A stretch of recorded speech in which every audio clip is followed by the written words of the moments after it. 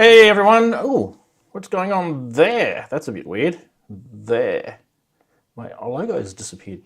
Anyway, how's everyone going this week? Hopefully we are all happy and we're all enjoying our Saturdays and the synths are out and the recording's happening. If you're not, well, maybe this show might inspire you, sorry. You are watching Synth Geekery, episode 180, streaming from Perth in Western Australia, all the way to your wonderful computer or phone or tablet, wherever you are in the world. It's awesome to have you, and if you're watching this on the replay, please enjoy. Hopefully next time we can catch you live. But if you are live and you're watching this, these are all the cool people that are here already. Look at that. It's like a plethora of brilliance here, and it's really nice to have all of you guys here. Let me know if you can hear me okay, everything's working. I'm having a few internet problems today, so I'm streaming through my home internet connection. So my other dedicated YouTube connection that I use has just really not behaved properly, so I think we might nip that one in the bud. I think that one's just really not playing ball with us at the moment. I was on tech support with those guys during the week. They tried a few things, but yeah, it's just not happening. It's just not happening. I'm not happy. I'm not a happy camper with this. Oops. Where am I there? Not a happy camper. But anyway, other than that, that's the only bad news. The good news is a module came in during the week, and we're going to have a play with that today. And that one is called Mimeophon by Make Noise. Just I nearly forgot what it was called. Not because I can't remember what I'm doing, but basically it's hard to pronounce that module, Mimeophon. And I'm just going to zoom in on it. I'm just getting this zoomy thing ready. Come on. There we go. And I can zoom in on it where you guys are. There you go. I can just get rid of myself. Watching, zoom. Zoom, you little bugger. Zoom! There it is there, up the top. Come on. Up, up, up, up. This remote control is not playing ball. There it is there. Let me get me pointy stick. There. Mimeophon. Mimeophon by Make Noise. It's not brand new, so I'm not sponsored. If you're wondering, this channel is not sponsored. No one would dare sponsor me because I'm just useless at reviewing stuff. But anyway, Mimeophon by Make Noise. I've always wanted to get one. It was a birthday present for myself because it's about all I can afford at the moment. I did get it a little bit cheaper because it's used, but hey, why not? And we're going to have a little play with it. It's not a review. It's just me having a play with it while you guys watch, so bear with me. Hopefully it'll be relatively good. There's one thing I don't like about it already, and I tend to have this problem with some of these type of DSP modules, and that is they tend to be noisy. You can hear it. So I don't tend to like noisy modules, so who knows, my clouds module next to it is quiet as a mouse, so don't know what's going on there. I have tried it in different racks, so I've got, if we go to this view, you guys can see I've got different racks. So I've tried it in the Nifty Keys, I've tried it in the Arturia rack brute, and also got it in the Behringer Go case there as well. But the same thing happens, and it's actually well documented in modular grid. So if any one of you guys in chat has a Mimeophon, put your hand up and say, I've got one, and tell us what you think of it if you've got one, because I'd love to hear what you guys think of it. In terms of guests this week, we should have a full house. Now, I'm hoping the internet is going to hold up with having all these guests, but so far, when I started streaming with the home internet connection, it just said, beautiful, excellent connection. So I just went, stuff it, I'm going to go with this. But if I was using the other one, it just kept saying I didn't have enough YouTube buffers or something, data. I don't know, there was some weird crap going on. And I really just don't have time right now to be stuffing around with this stuff. So, yeah, let's go with the things that work. And I think we'll kick those guys to the curb, I really do. I think I've said it before, and I've given them a second chance and a third chance. I don't know how many chances these guys need.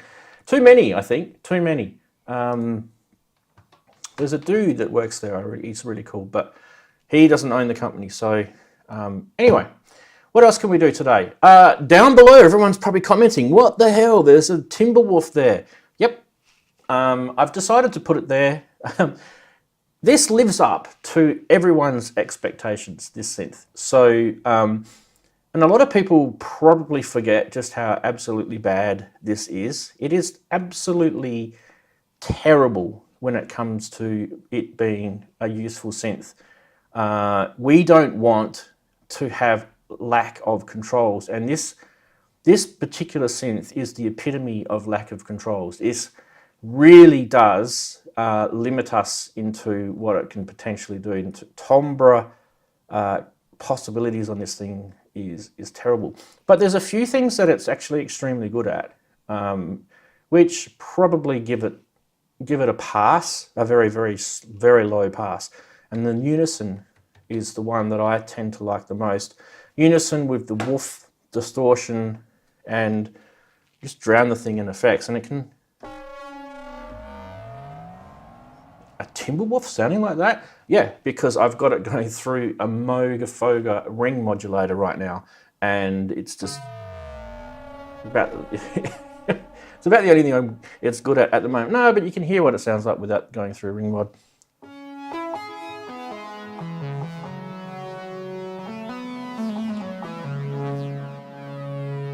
Still drowned in effects, right? But yeah, that is the problem with the Timberwolf. Sounds good though, as an effect. Probably loud. Anyway, so the Timberwolf's there. We can have a little bit of fun. Isn't it loud enough? Okay. I know. And I probably did pump the volume down because I was hearing noise. Hang on. Yeah, that is quiet, isn't it?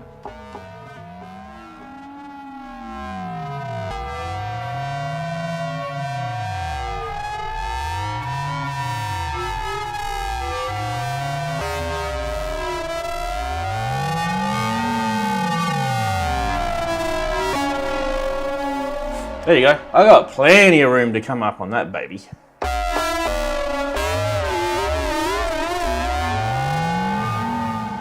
I mean, the ring mod is making that sound cool. But, I mean, I could put it through other effects like bit crushing.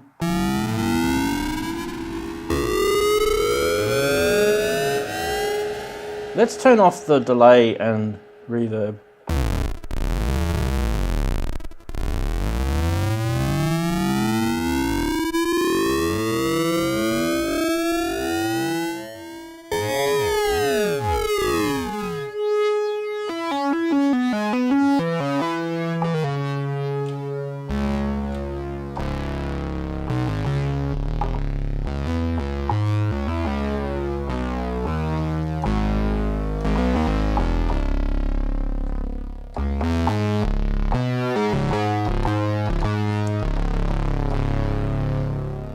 We can put some resonance in this filter.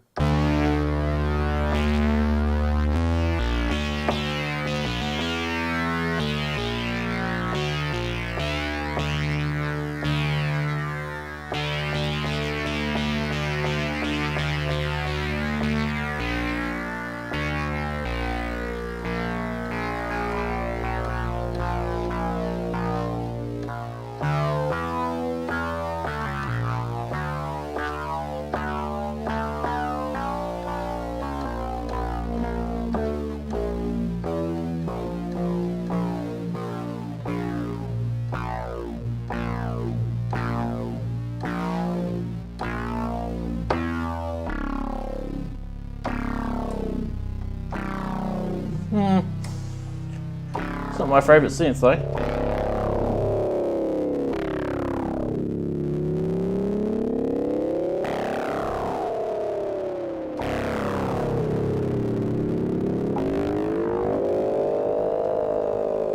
But just bear in mind that that is probably getting its best out of it, and that is playing with the really, really naff filter. It's one of the worst filters I've heard. It just doesn't have any life in it. And just playing with the envelope control, which really sucks. Like, one knob to control the envelope on this thing is just ridiculous. But yeah, like I said, it is a very limited synth, and that's why it's here. So I want it to go through the filter. And I kind of want it to sort of bell soundy sort of here. And that I don't want it to be that loud though, so.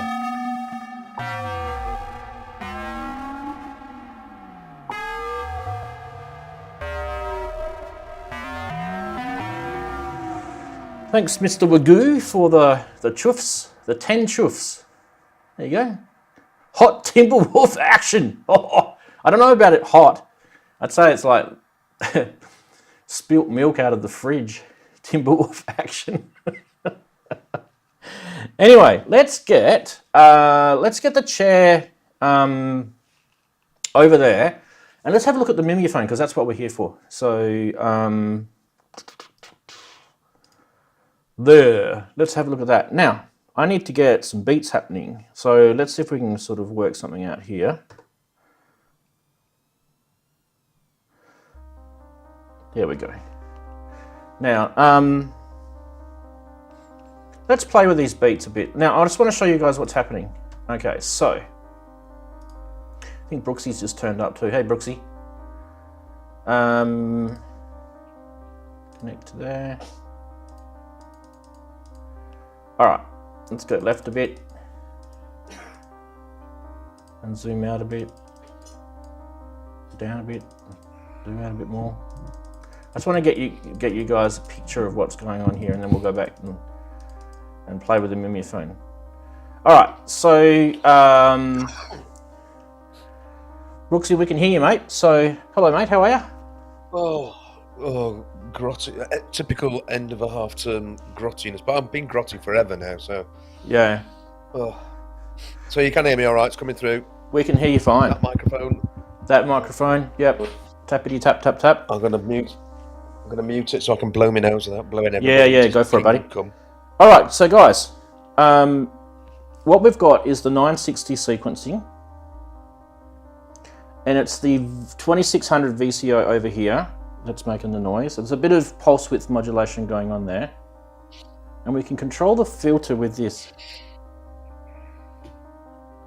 So this one? I thought it was this one. What the hell's going on? Why am I not seeing the filter being controlled?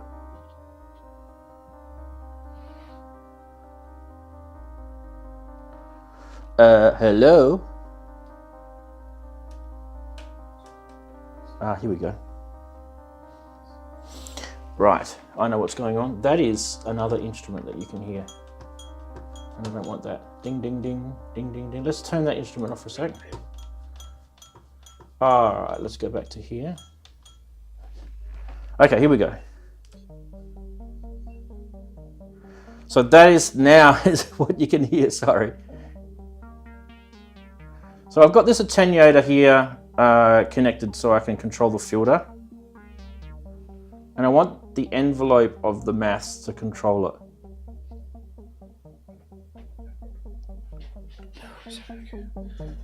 Now we need this louder, people, because you're probably going to whinge you can't hear it, right? So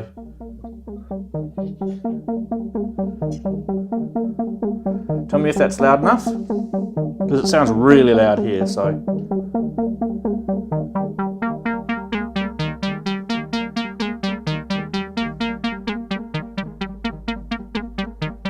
we want.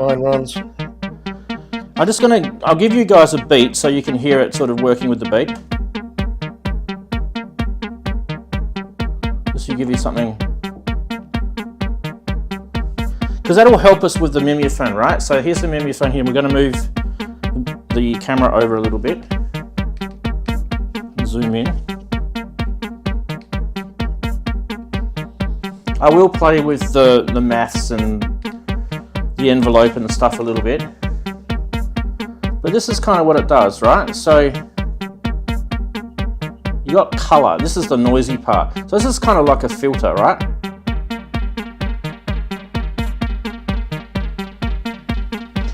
When you get to this little white dot here, that's basically saying, I'm not filtering anything, right? And then you go further and it kind of high passes it.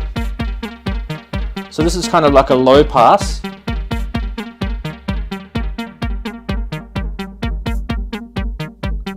almost so you can only just very subtly hear it, right? So I think you're probably thinking to yourself, so what, it's just a delay.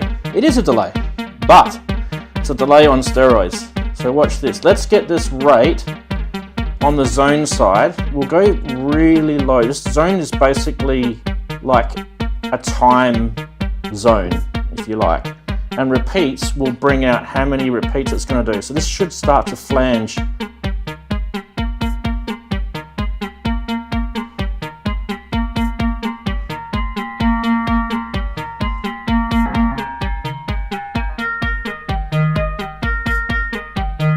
Look at that, I'm getting harmonics now.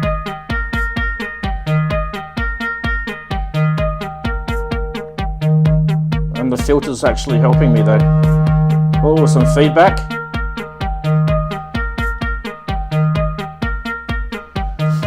So here's the cool thing, right? I can hold this. Let's get rid of that. I can hold that now, and then I can get a synth and plug it into this little connection here, and I can actually play this as a synth. So, he says, where is my control voltage connection gone?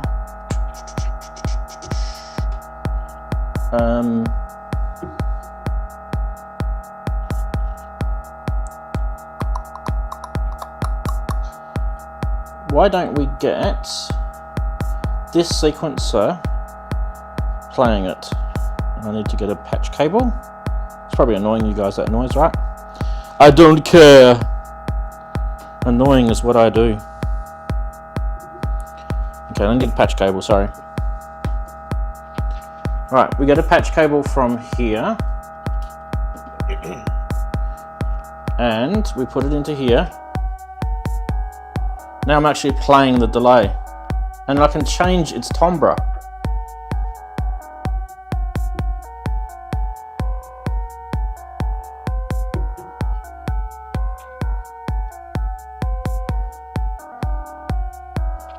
Let's just change the sequence a little bit. Let's get rid of the beat. And now let's bring that.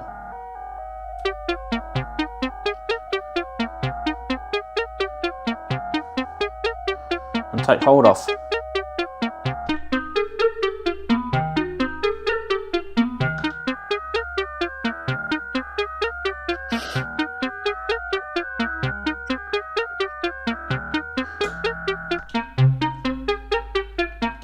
So that's what you can do with that, which I think is pretty kind of cool. Let's get this thing.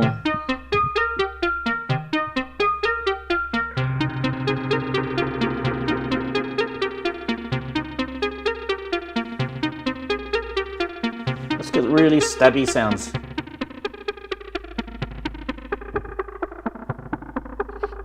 Now you can hear the delay better, right? So this is increasing the amount of repeats, right, until it starts to feed back.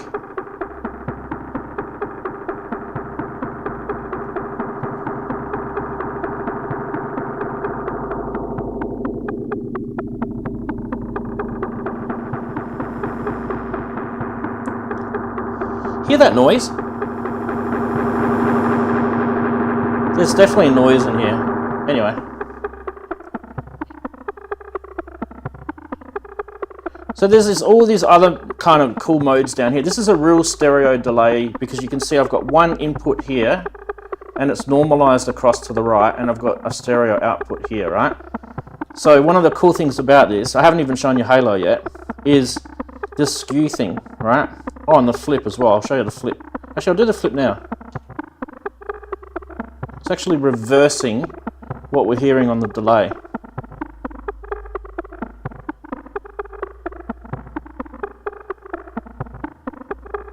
Let's put a bit of halo in, which is like a reverb. But it's not actually reverb. What it is it's picking up the tails of the delay and it's applying it to itself as a feedback, and it kind of sounds like, it's almost like a spring reverb.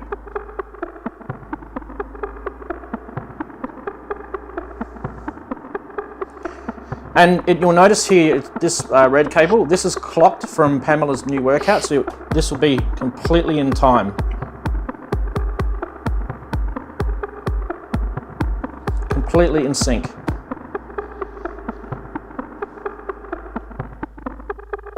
And we can take that halo off completely. And you can just hear the delay. Right, now what was I going to show you? That's the flip.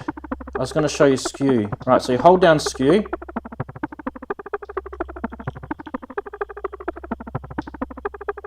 And you'll see how that flashes there. That's like a ping pong effect. So if I hold it down again, it'll stop flashing. Come on, stop. There you go. So that's no longer a ping pong effect. And then I press it once. It's like the rate will control how much kind of stereo effect I get on this divide side, and on the left hand side of rate it's a multiplier. And if I hold down skew again, it flashes and I'll get a ping pong effect again.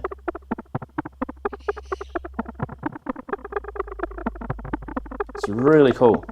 And then you can bring a bit of halo in, and then you can just change your filter.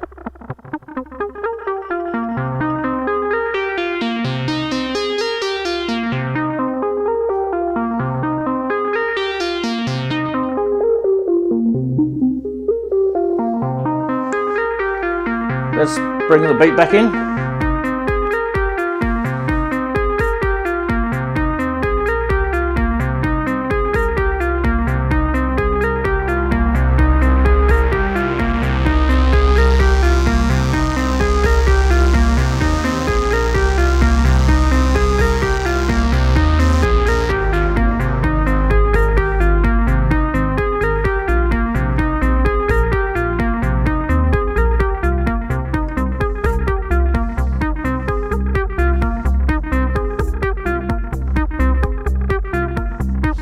Mucking around with maths at the moment, I'll show you that in a sec.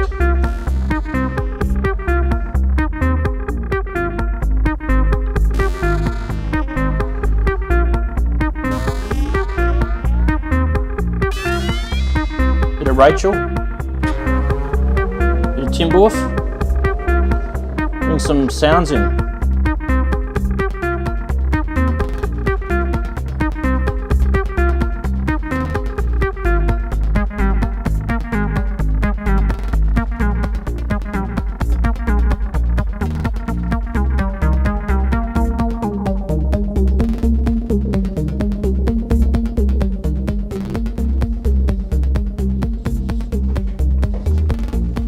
Can we bring some other instruments back in?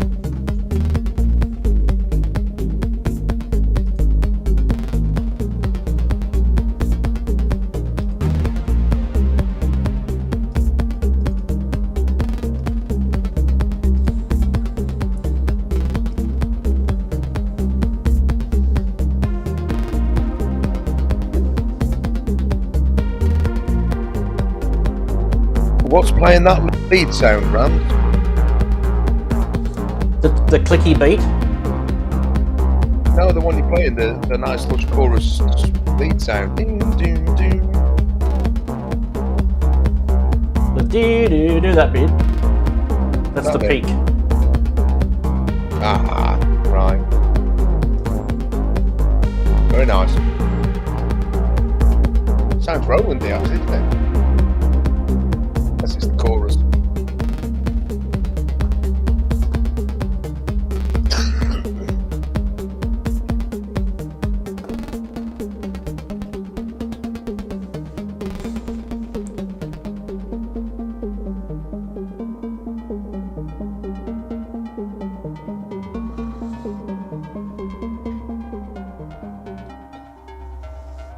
We can put a bit of Rachel into this.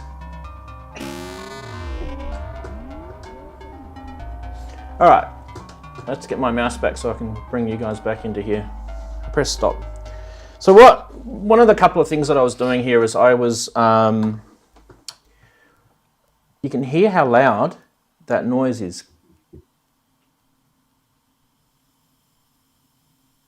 Hear that? So it does have a noise floor, this module, and there's a reason for it, and that's because it's a DSP module.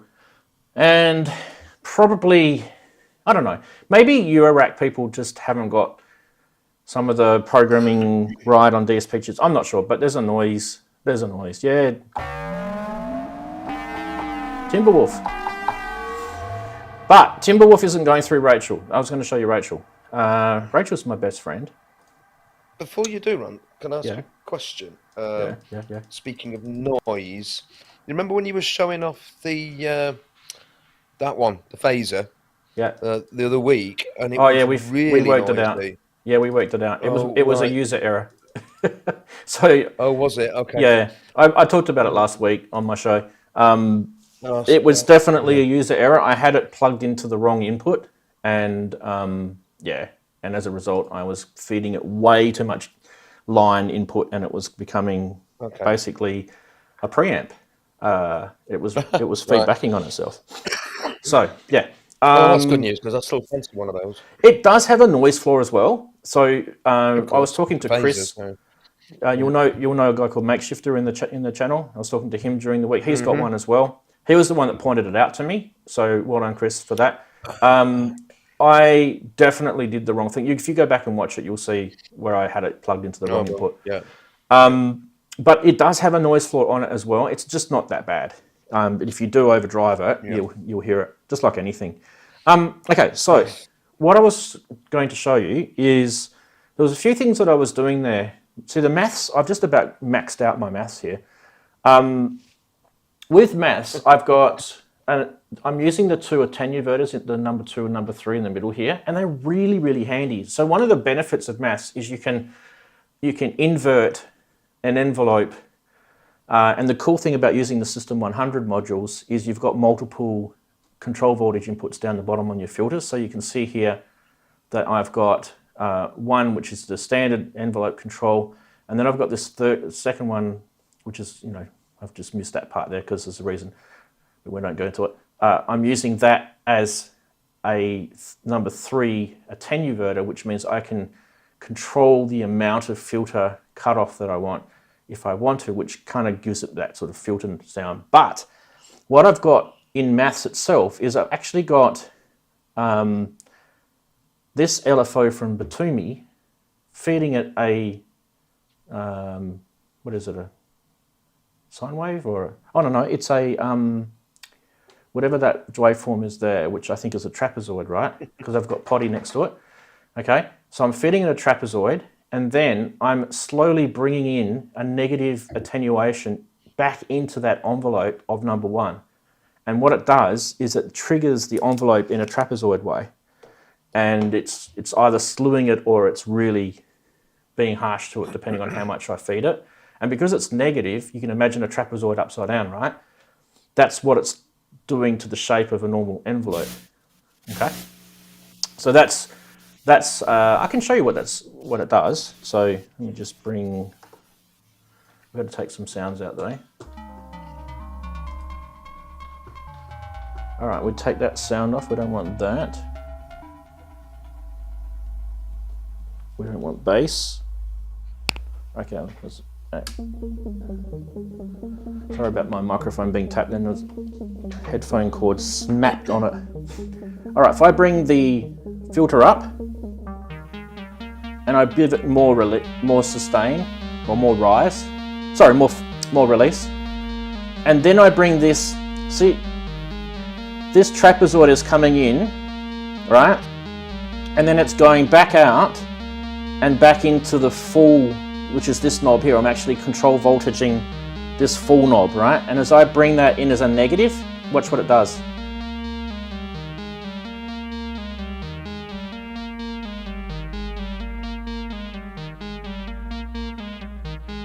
See that? So you get kind of different sort of filtery effects. And depending on your envelope, your LFO, you can make it faster.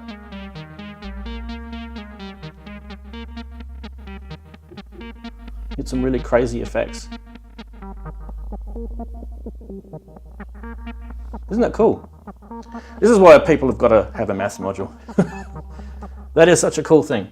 And Batumi, because Batumi has Potty next to it, which is the extender, I can make trapezoid shapes with my LFO, which is another cool thing. I actually have to put it through a oscilloscope because I've never actually checked that out. I'm going to bring you guys in now. 1 second. So that one will be Darren. I need to have like a second one of these. That one there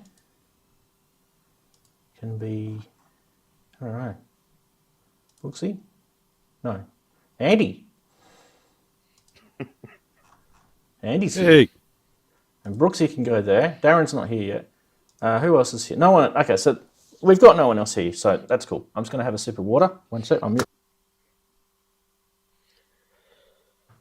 What do you guys think of the Mimeophon so far? I know I was kind of going off on tangents and showing you other shit, but the main part of that was the Mimeophon.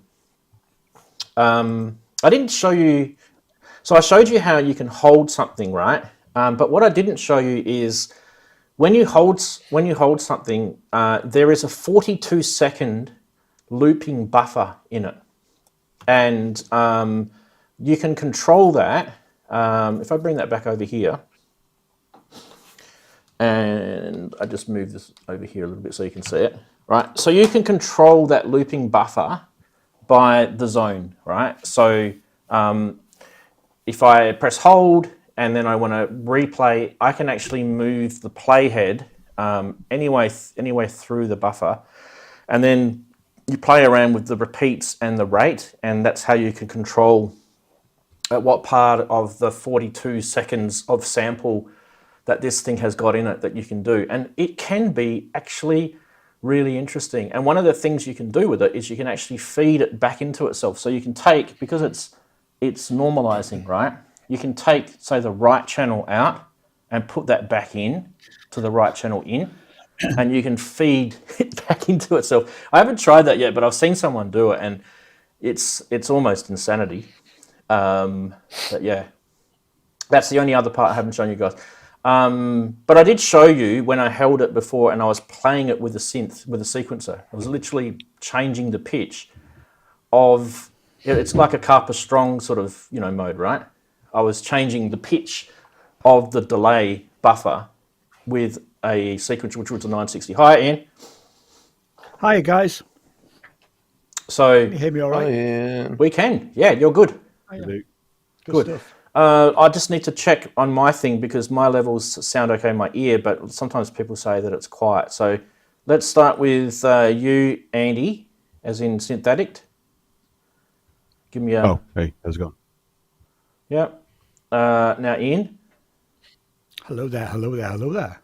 So you could come up a little bit, both of you, actually. Okay. Is that me? I've got all my sliders all the way Is that up. better? Is that better? Yeah. And now, Brooksy? Hello, everyone. How's that? Yeah. No, Brooksy, you're good. Is that okay? Yeah, you're good. All right, lovely. Okay, cool. Hopefully Darren is in a bit later. We'll keep He's an in the eye chat. on. He's in the chat. Okay, cool. We'll keep an eye on the camera is just next to me here, so you guys, he'll just pop in when he's ready.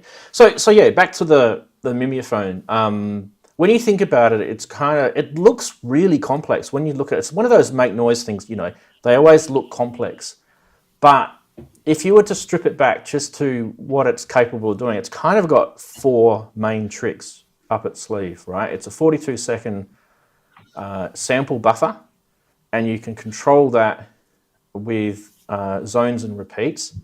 It's a standard type of delay where you can have a rate and you can have... I did actually get the manual downloaded, so I don't stuff up when I say things, because that tends to be something that I do, which is one of the reasons why I'm not one of these big YouTubers. Where is it? Make noise. I just wanted to tell you guys what rates of zones they are. It's quite interesting, actually. Sorry.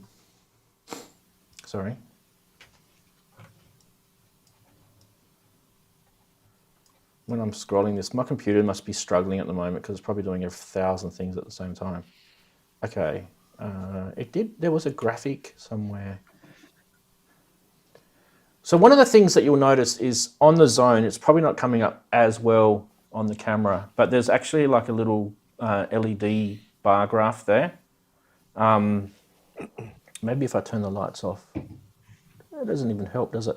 But they actually change color, and it goes from kind of like a green color all the way across to like a purple color to like a blue. And those there's actually 7 different zones. And is it going to tell me the time?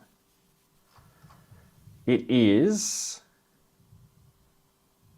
zone 7 is 2,000 times larger than zone 0, but where's the one where it told us? Oh, here we go. So zone 0, which is basically like the Carper Strong / flanging type zone, goes from 1.3 milliseconds to 20.4 milliseconds. So that's the range of that zone. And you can actually adjust the range just with the slight movement of the knob there. So you can actually get that. I don't know how you'd be able to see how many seconds it is anyway. And zone 7, which is the longest, goes all the way up to just under 42 seconds, which, like I said before, is the total buffer of the delay frame as it's such. So, but that 7th zone is actually the biggest. So it goes from 2.6 seconds to 42 seconds, or just under 42 seconds, which is insane. And that's where you can get all that kind of really crazy feedbacky sort of repeaty sort of stuff through there. So the rate, as I mentioned before, it has 2 sides. It has a multiplier and a divider. So the left side's a multiplier. So if you go left, that multiplies the rate, and the right side divides. And you can, all of these things are all CV controlled too. So C zone, right? We were talking about zone before. There's the attenuverter for zone. So plus and minus attenuverter, and there's the CV input. So it all kind of makes sense, right? There's the CV input for rate, there's the attenuverter, and there's the manual rate control there, okay? So when someone actually sits there and explains the module to you in kind of layman terms, it actually makes sense. You can even control the mix through a CV control.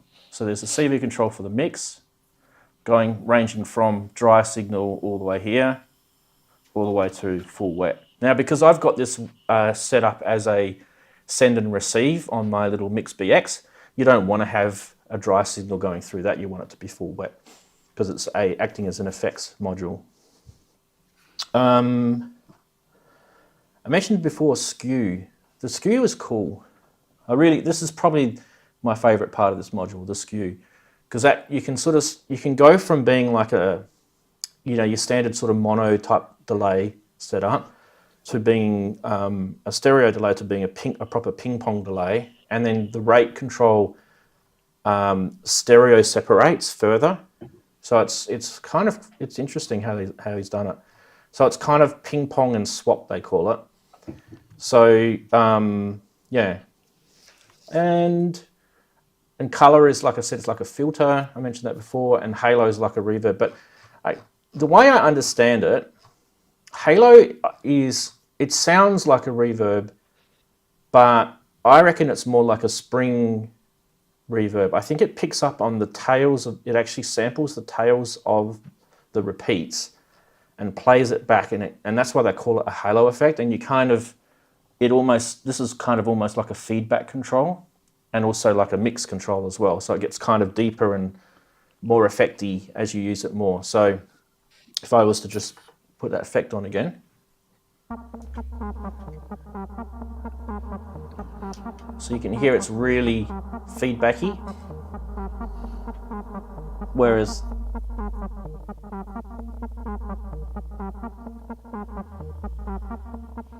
anyway, you get the idea. It does definitely sound like a feedbacky spring reverb thing there. So in terms of a delay module, like do you guys ever wanted to have a delay module where you think, I'd like to have a bit more control over what the delay is actually doing, not what I want the delay to do. Like most delay modules will let you control rate, ping pong, stereo separation, things like that. But what I've always wanted is to control the actual the sample that's actually coming back at us from the delay. So this module gives us a few little sort of niceties in there with the zone control and a bit of the Carper Strong stuff, and the ability to play Carper Strong using that connection there. That little micro, see the little micro U symbol there? So you plug a 1 volt per octave keyboard into that, and you can actually literally play your delay in the Carper sort of strong sort of manner. And Darren's here.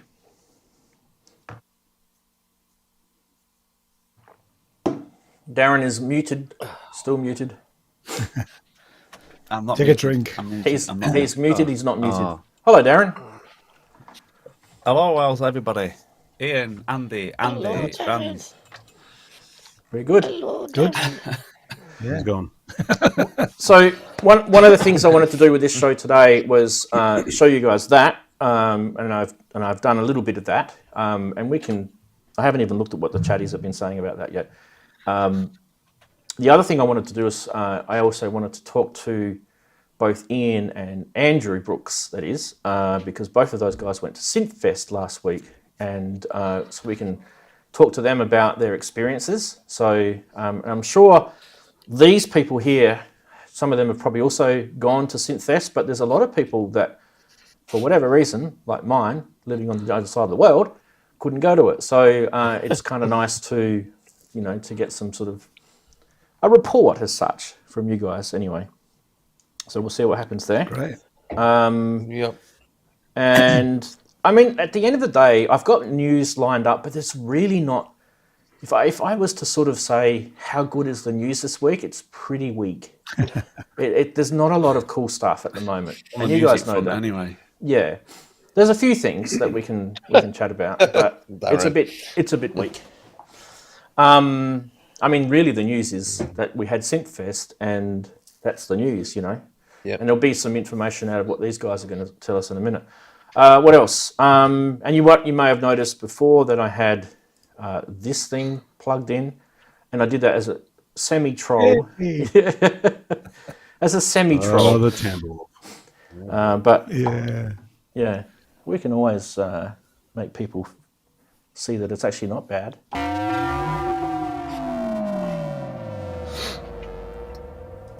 When you drown it in Anything with effects. effects on it's pretty good. So yeah. Exactly. Just make a synth sound absolutely brilliant by just putting really good quality effects on it, and someone will buy it, right? When I couldn't afford anything, I had cheap Casio stuff. It was all about effects. I just used effects all the time. Yeah, exactly. But I mean, look, a lot of people ask me, when are you going to bring the Timberwolf out? I brought it out. So I can show you how bad it is if you want to, because it's really, I mean, all of these buttons It can't here, be that bad. all of these buttons here really don't do much, all right? They're to do with the sequencer. So pretty much ignore that crap there, ignore that crap there, ignore that crap there. So really each voice has that. I'll include the mute button. There you go. I'll be nice. I'll include, that is your voice there. Now, I want you guys to think, I've got two waveforms, right? Yeah, technically I can shape with the filter. I could probably get a sine wave if I tried. That's a very, very tall order though with that filter. I don't know if I can get a sine wave with that filter. Anyway, it's got a volume control at the top. Tuning, I've tuned it high because I want it to go higher than what the keyboard will let me. The filter is really bad, and I'll show you the filter. What do? Let's get rid of the effects. So,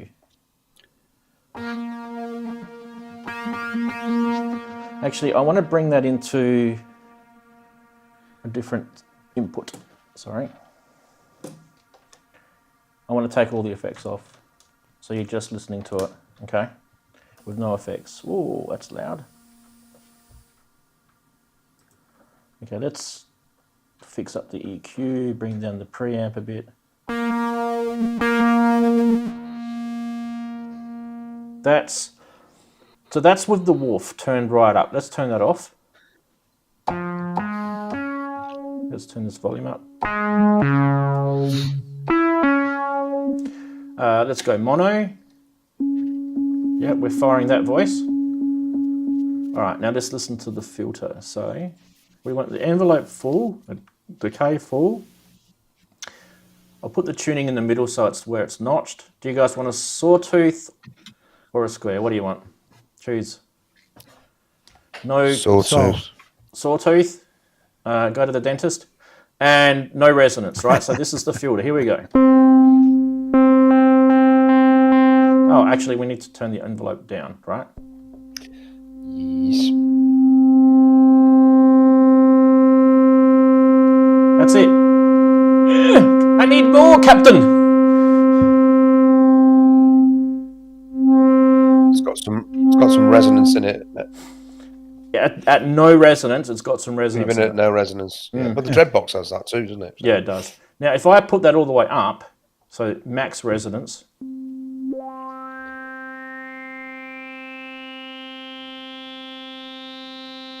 It doesn't whistle at all. You do get some harmonics around here somewhere.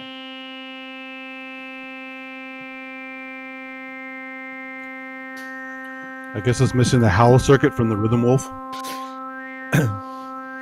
That's got the probably howl circuit. That's its sweet spot there. Does it have it? Yeah, it's got the howl.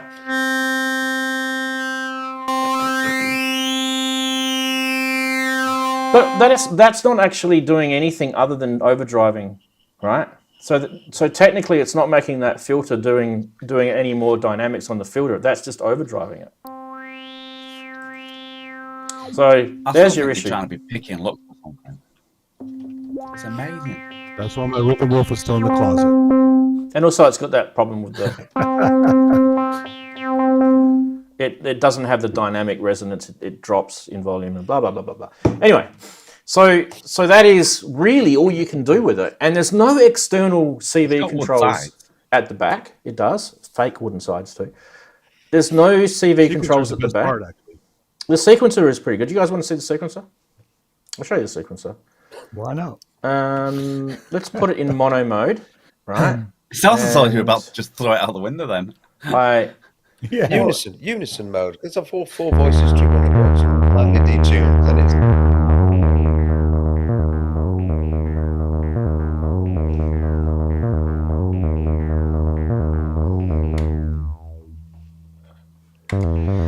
Hang on, I've done something wrong here.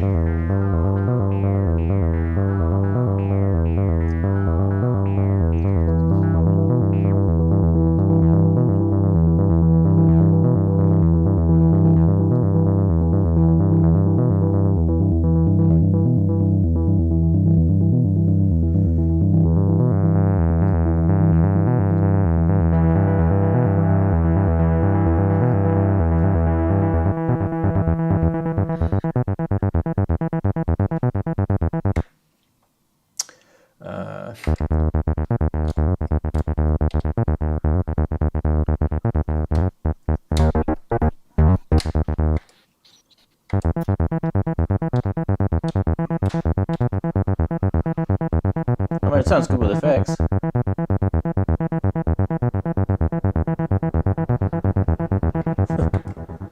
Maybe.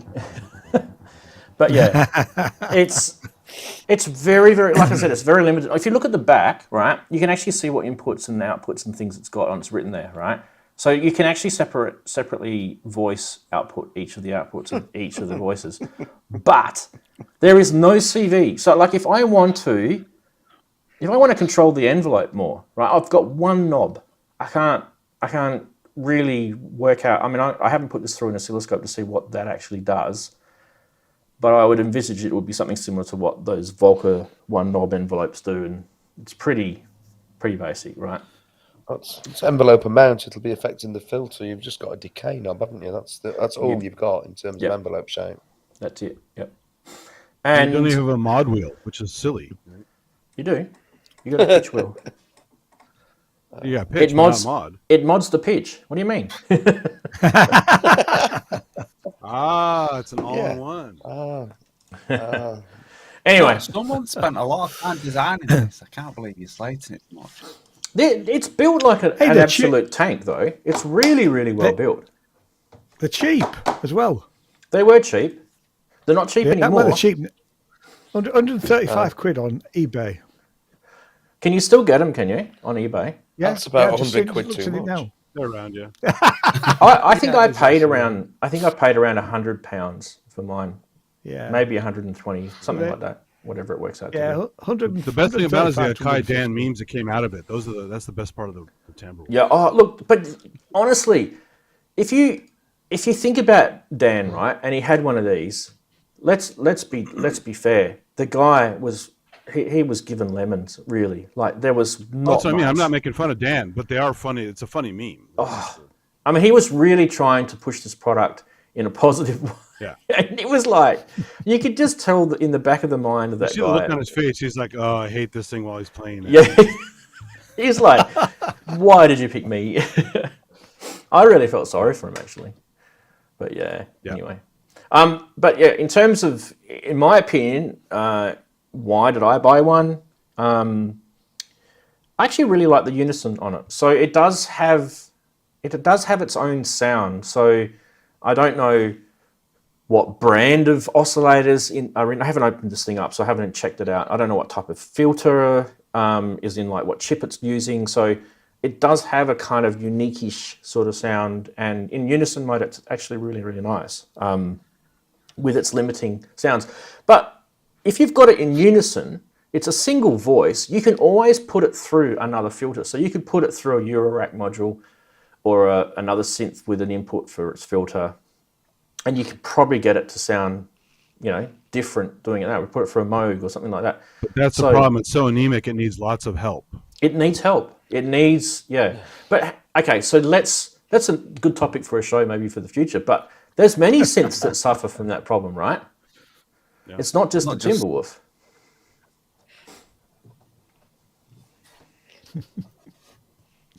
Name one. I mean, I could name some, but I just thought you guys might.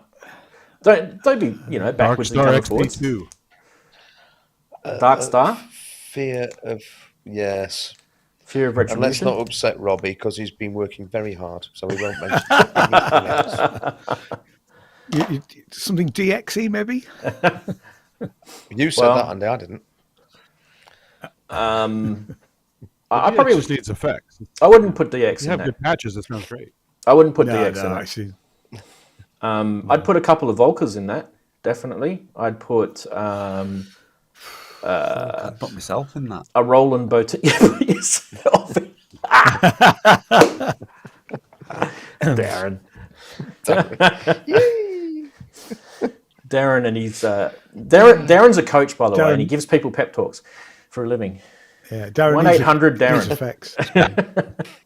Call now. It's for why the Darren's British pep are talks. He's been pep talking Liz lately, so she was on the phone. Yeah. You can see by the face where she stands up there. That's the pep talk. Did you guys see the video where she met with Charles, right? What did he say? Oh yeah. What did he say? Oh my god. He's like his old man, isn't he? He really is. Like, he's definitely got his old man in him. Like, his old man used to not worry about what he said, did he? Well, now he's king. He's got to worry about what he says. Unfortunately, he's the only person in the I don't country that think so. doesn't have freedom of speech. Oh dear.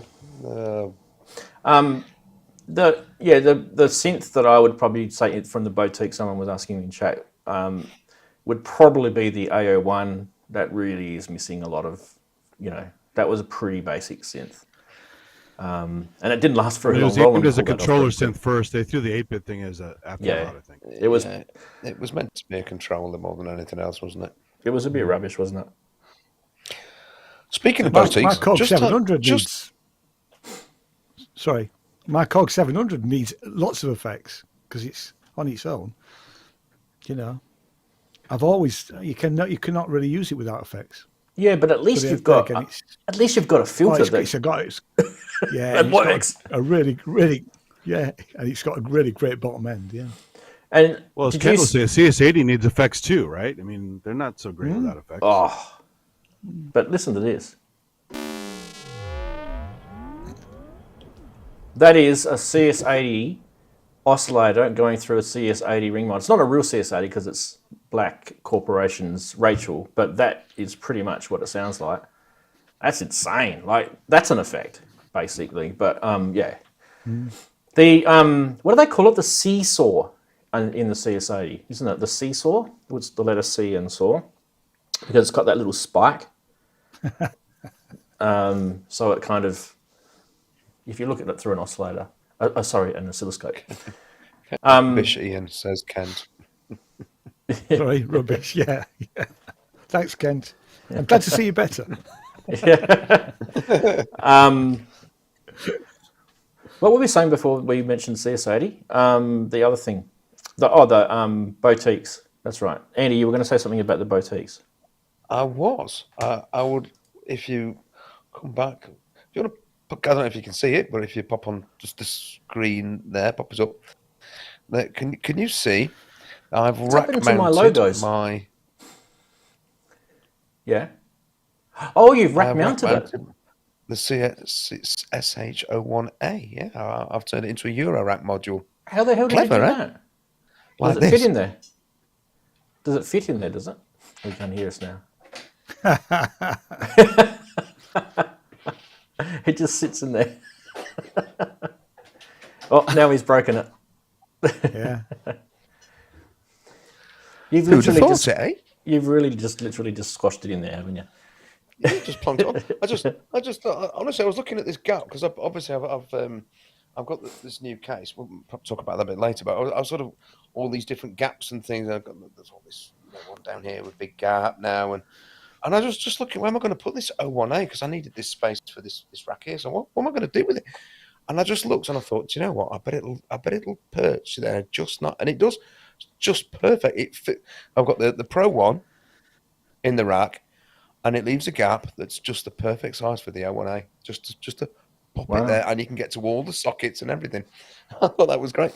I'm not sure how long it'll stay like that, but it's a tidy convenience at the moment. So yeah, but yeah, okay. I'm just really annoyed why my titles are not working. That's really just peeved me off. Anyway, I will sort that out another time.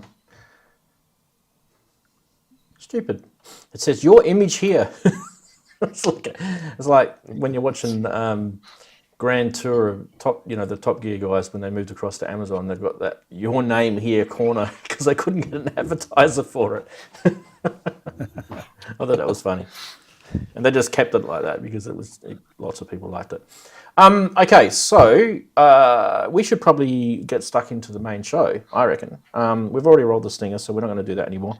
But we should probably say hello formally to Darren. Darren, how's your week been? Excuse the title, it does work, but the image doesn't. I do like that, your image. 180 by 180. Yeah. Oh, I might. That's probably how many pixels I'm doing. Oh, I might know why that's happened. I know what I've done. I've renamed the folder. Oh, okay. I know what I've done now. Yeah, keep going. How's your week been? Yeah, it's been fine. It's been cold. Not as cold as it can be, I suppose. It's been chilly.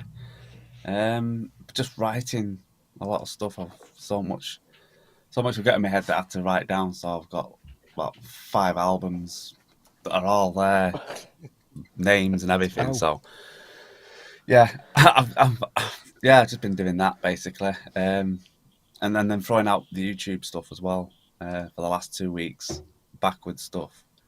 But other than that, yeah, I've just been every spare moment just been writing different albums that I've got on my mind, all written down, tracks that are going to go in it that I've got in my mind. I've got to sketch them out quickly in Ableton quickly, just so I don't forget the sort of rhythms or anything I've got in my mind of how the track wants to be. So I just quickly sketch it down to get me an idea, and then come back to it. Might come back to about a month later, but at least I've got the idea down, so it sort of rejigs that idea that I had. But yes, so pretty busy, I suppose, in the writing way. But other than that, I've not been doing anything. Just trying to keep warm. That's why there's a big blanket around here. It's damn cold in the studio. Nice. Have we fixed everything? No. I'm clicking on things, but that doesn't mean I'd have to do anything special. I'm just clicking on stuff. Beautiful. I actually do need to click on this to go back to here, though. But let's try it. Let's see if I have fixed it. Ready? Ha ha! Hey. Hey, look at that. I've got one more to do, and that's mine, I think. Thanks.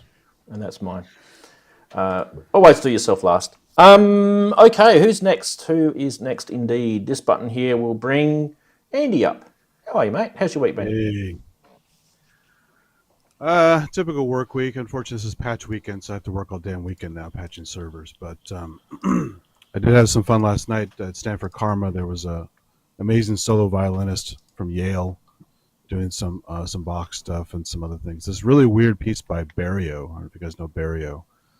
And it's cool at the end. He had all the sheet music spread out across a bunch of stands as he was playing. And it actually sounded, I told him at the end, his mom actually works at Stanford Karma doing electronic music teaching stuff. She actually, her mentor was John Chowning. So he apparently still makes appearances there once in a while. So, but yeah, this Barrio piece sounded like a modular piece. I mean, it's this crazy ass violin piece. And this guy can really wield the violin. I mean, I heard sounds out of a violin I never heard before. It was wild. So that was pretty special. Other than that, just was it processed. No, it's just. I mean, there's some techniques. He was mentioning it during he talked a little bit before each piece, the history of the pieces and what they meant to him and stuff. And he was talking about one of the second pieces he played was by another guy who's basically kind of a fan of Bach and was kind of imitating him with his pieces, but adding modern techniques. And you could hear as he went through the different pieces, the more modern techniques were added to it. And I just heard sounds I'd never heard out of a violin with no processing. It was wild. It's just wicked stuff. But and the polyphony he got out of it with the technique was so many sounds going at once. It was just, I've never heard that before. I mean, I've heard it in recordings, but not in person. So to see him play it was stunning. I just almost had my mouth open the whole time, just like, what the hell? Makes me feel silly with my synths, when I see a guy like that who can play that well. So that was cool. I also got some stuff. I got a really good deal on an Emu Ultra sampler because I realized one of my emulator samplers doesn't have the Ultra moniker, which means I don't have the slot with the flash ROM to make the banks for my command stations. So this one, I got a super deal on this Ultra sampler with the flash ROM, which is rare as hen's teeth. So I'm looking forward to getting that to play around with, make some more banks. And I got a killer deal on a Kurzweil 1000 keyboard, which was my first purchase ever on eBay, and that first ripoff where they sent me a messed up unit, and I didn't know about the 30-day policy, and I was stuck with it, and I just junked it because it had a lot of bad keys on it. Now I have a beautiful one for $150. So, Nice. Oh man. deal. So that's before they brought out that whatever it was called, that 2500 or 2000. I think it was the 2000. It's basically the brain. It's like in 1986. It's the brain of the K250, which came out in '84. Yeah. So it has all the great sounds of the K250, and then some of the little tweaks. And there's a minimal kind of synth bass in there, not an engine, but just samples for synths.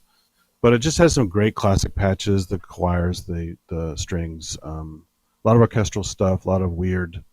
There's one called Klaus, which sounds like Klaus Schultz kind of stuff, and just some clever one called Ligeti, which is awesome, which has the interwoven like messed up vocals on the choir, and it's perfect for horror movies or for Halloween. So does it have the VAST system in it? No, it's way before that. This is Ray Kurzweil Legacy. Right. So the stuff that Stevie Wonder worked on with Ray Kurzweil back in the old days, it's that stuff, just in a slightly newer case. Right. I probably don't really know much about that side of it, to be honest. But the only one that I've always sort of salivated over owning is the 2000 or the 2500. I forget which one. I think it might be the 2000 that's the one that was the first that came out with the VAST, wasn't it? 2000 is the first VAST. Yeah. And the only reason why I kind of went, oh, this is a great synth, was because there was an album by an artist called Robert Miles, and their famous song Children. Yeah. And I kind of fell in love with that synth because of, the amount that he used on that album was insane. It was like, it was insane, like how much. It was pretty much the Later whole... Tangerine Dream used it a lot too. I heard the presets all over the place. So Yeah, I know the one you're talking about. Yeah. Now I'm going to go across to you, Ian and Andy, but we'll talk more about the SynthFest like separately. So, Sure. Yeah. So, Ian, how's your week been? Thanks for joining. Thank you. Yeah, good week actually. I got paid. I got a PRS payment. That's always I'm handy. big in Mexico. Yeah, £7.90. Wow. I'm big in Mexico. Wow, mate, it's your shout. It's your shout. Yeah, Right? I mean, I love it whenever I get a payment because I just like to see where these stuff. Last time I think it was 300 plays in some TV show in Finland. This is all 94% of it is Mexico, one track. So, like I said, big Somebody in likes Mexico. What else? I've joined as the drummer. You joined what? And I can't play drums. Joined a band as drummer. Yeah. To play. They can't find a drummer, so I'm playing drum machines for them. Oh, so you did excellent. kind of chop up a bit then, but then again, it is probably my internet that's causing that because I'm using the house internet tonight. So right. what you said is you joined a band and they've asked you to play drums, but you're using a drum machine. That's basically what I thought. Drums. I mean, they can't find a drummer, so it's a new wave band, covers band. So okay. Cool. I've got a couple of weeks to start knocking some patterns together, really. So, and in fact, I bought a book. I bought a book of drum patterns, which is just wonderful. It's from 1986. And it hasn't changed a bit. In fact, it tells you once you've created your patterns to save them to cassette. Yeah. Which I thought was just wonderful. And I've also... I am. Yeah, I'm looking over because I sold all mine off. I've also started a new project with a guy to do some sound design and some music for games. Can't really say any more than that at the moment, but they're not computer games, they're physical games. So I will create music for that, and then people. It's a bit like Dungeons and Dragons, which I've never played, where so role play type games where you actually play with a board and stuff like that. So and I've just sent him a load of stuff so he can get a feel for the sort of stuff that I can do. So, but that's a long-term project, really. Fantastic. But no, it's a good week actually. Awesome, brilliant. Like I said, we'll talk about SynthFest in a minute. And Brooksy, nice to have you back. You haven't been on for a while, actually. Yeah. Was it 2 weekends? I can't remember. Yeah, I think what it's happened 2 weeks. The weekend before? There was SynthFest, and then before that was something else. It might have been one of the geek things that you were doing. I was in Blackpool. That's right. I was the Blackpool Imam. That's right. So I would actually been back in time, except I got to Glossop, going to come back over the Snake Pass, and then there was a sign at the big crossroads in Glossop saying Snake Pass closed, go this way. So it took me on a great big diversion via Chapel Henley Frith, and I thought, I was really irritated. I thought, well, come on, actually, doesn't matter. Just enjoy the countryside. It's a lovely day. So I had a nice drive all the way around some of the back roads of Derbyshire on my way home from Blackpool. But yeah, that was a fun event. That was nice. I enjoyed that one a lot. Did you bump into Jamie there? Because that's Black. He did that way, didn't he? Well, no, he was doing it. It's his event. Oh, okay, there you go. He puts it on. Yeah, he's the promoter of the Blackpool Imam, and he streamed it all live. So the whole thing is available on Jamie's channel as a live stream. So nice. Yeah, what have I done? Oh, I've got my new case. There it is. You can see it there.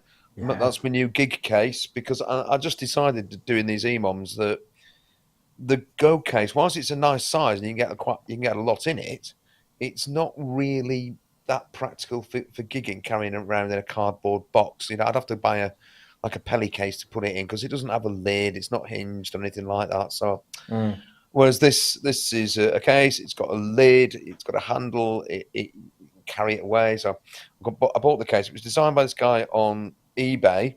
So oddly enough, that's pretty much my first eBay purchase, and it's gone absolutely swimmingly smooth. So it's been handmade, not powered. So I had to buy a power supply. I mean, I talked to you about this before, didn't I? The problems with power. So I was doing all the modular grid, planning it all out, and this, that, and the other. Which modules are going in? What the current draw is? Will this power supply do?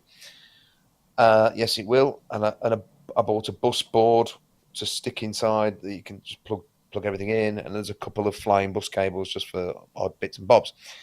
So putting it all together was actually a far more time-consuming job than I had actually thought.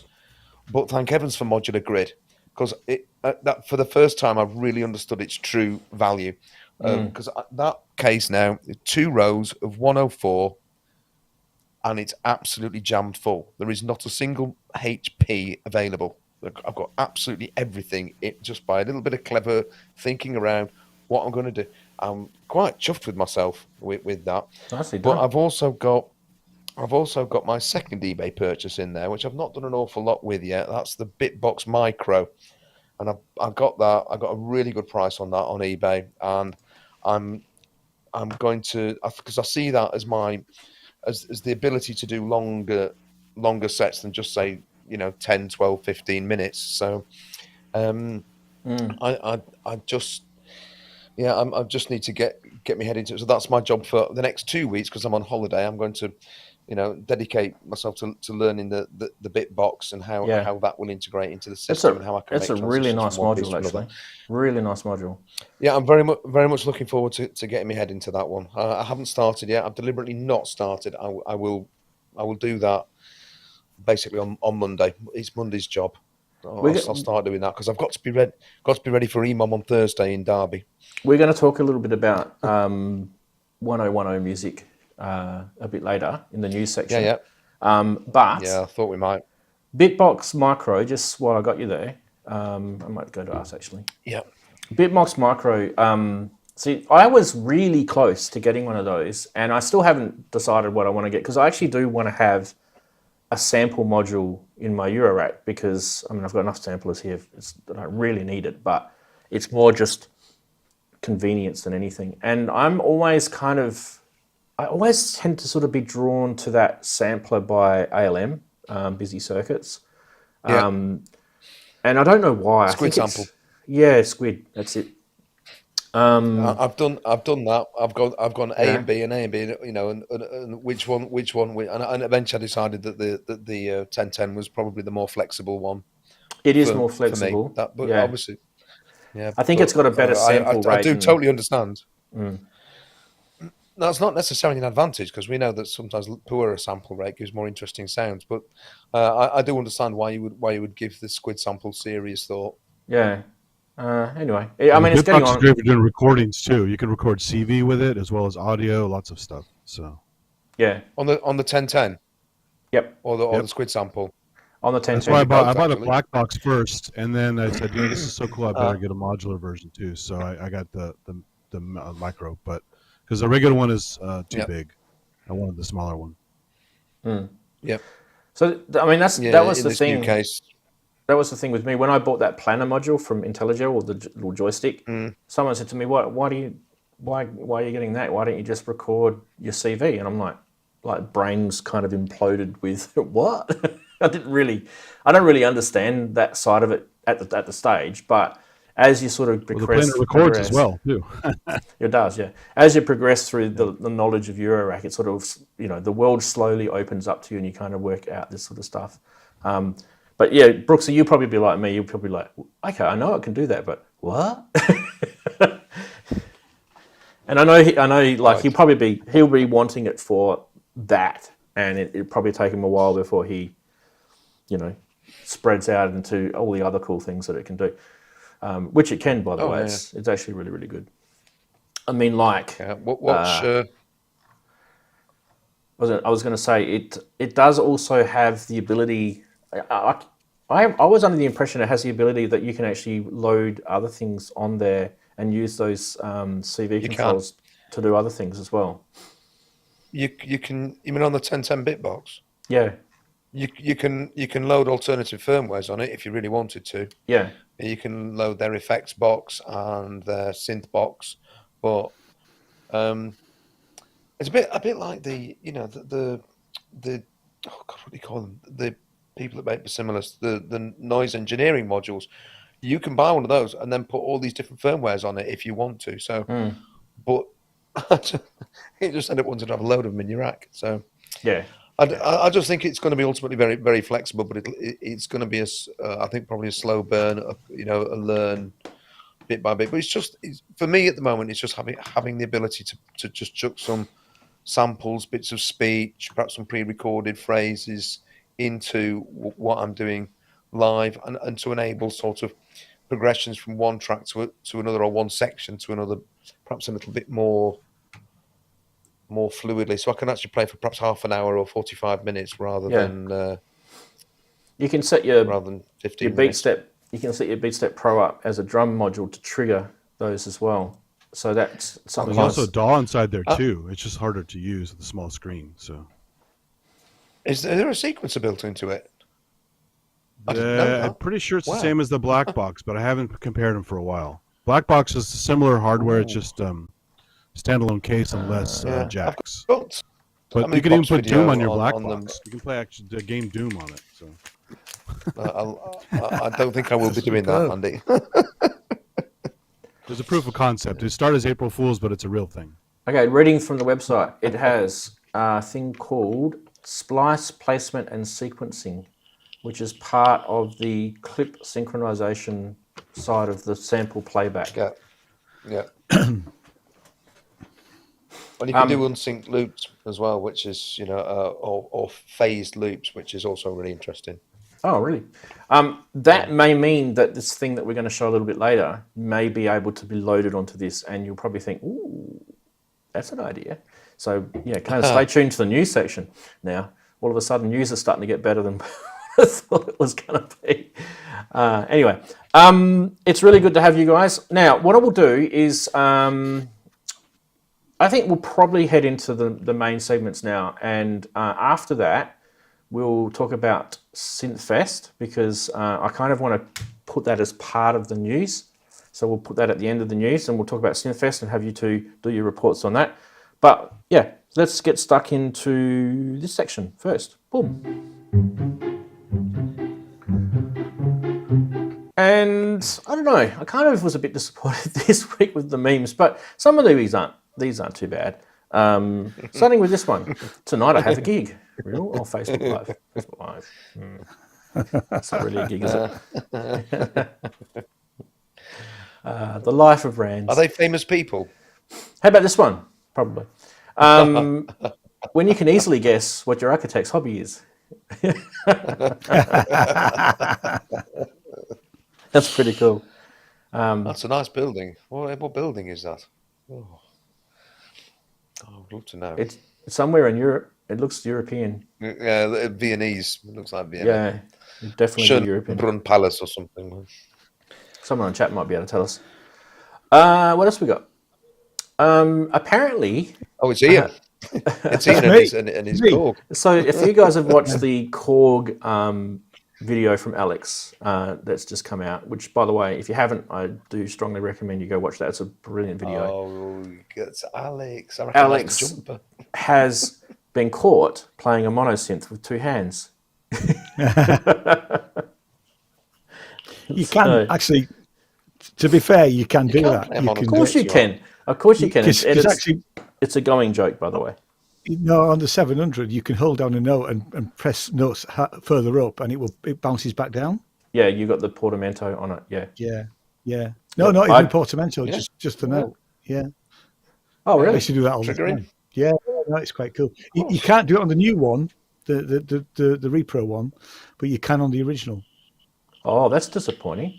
Why wouldn't they put that in? I tried it when I had both. I couldn't find a way of doing it on the new one. But by the way, that's some terrible photoshopping. By the way, whoever did that meme, that's terrible. That is terrible. Like, go back to school. Next, For best effect, patch your beard directly into your analog spring reverb. I haven't got much of a beard. It could work. Dear. I mean, you might get some sort of, result. Yeah, you might find a bit of lunch in there as well while you're at it. Ah, dear. Favorite meme of the week? Sorry, they were a bit weak this week, I thought. Well, I have to say the Korg I like- because it's 700. Alex Baldwin For me. playing it with two hands. Yeah. Yeah. Good on you, Alex. He'll probably message me and It's like, nice architecture. yeah, he'll message me and we'll have a massive argument about it now. Anyway, Well, Ian said. yeah, but Ian said, and I never got to see Alex. Wasn't he at Synthfest? Didn't you say you saw him? It was He was at on Synthfest. it was with Dina Perlman on the ARP little stand. I was there. never got to speak to I either just said a quick Dina or hi, him. nothing more. I reckon he would have definitely gone around to the Korg room and shook a few hands there too after that video that he's just done. It was a massive effort. Yeah. Okay. Korg room was great, actually. Oh, not supposed to We'll get to it. Don't know what I do. Segues, not yet. But speaking of news, let's do this.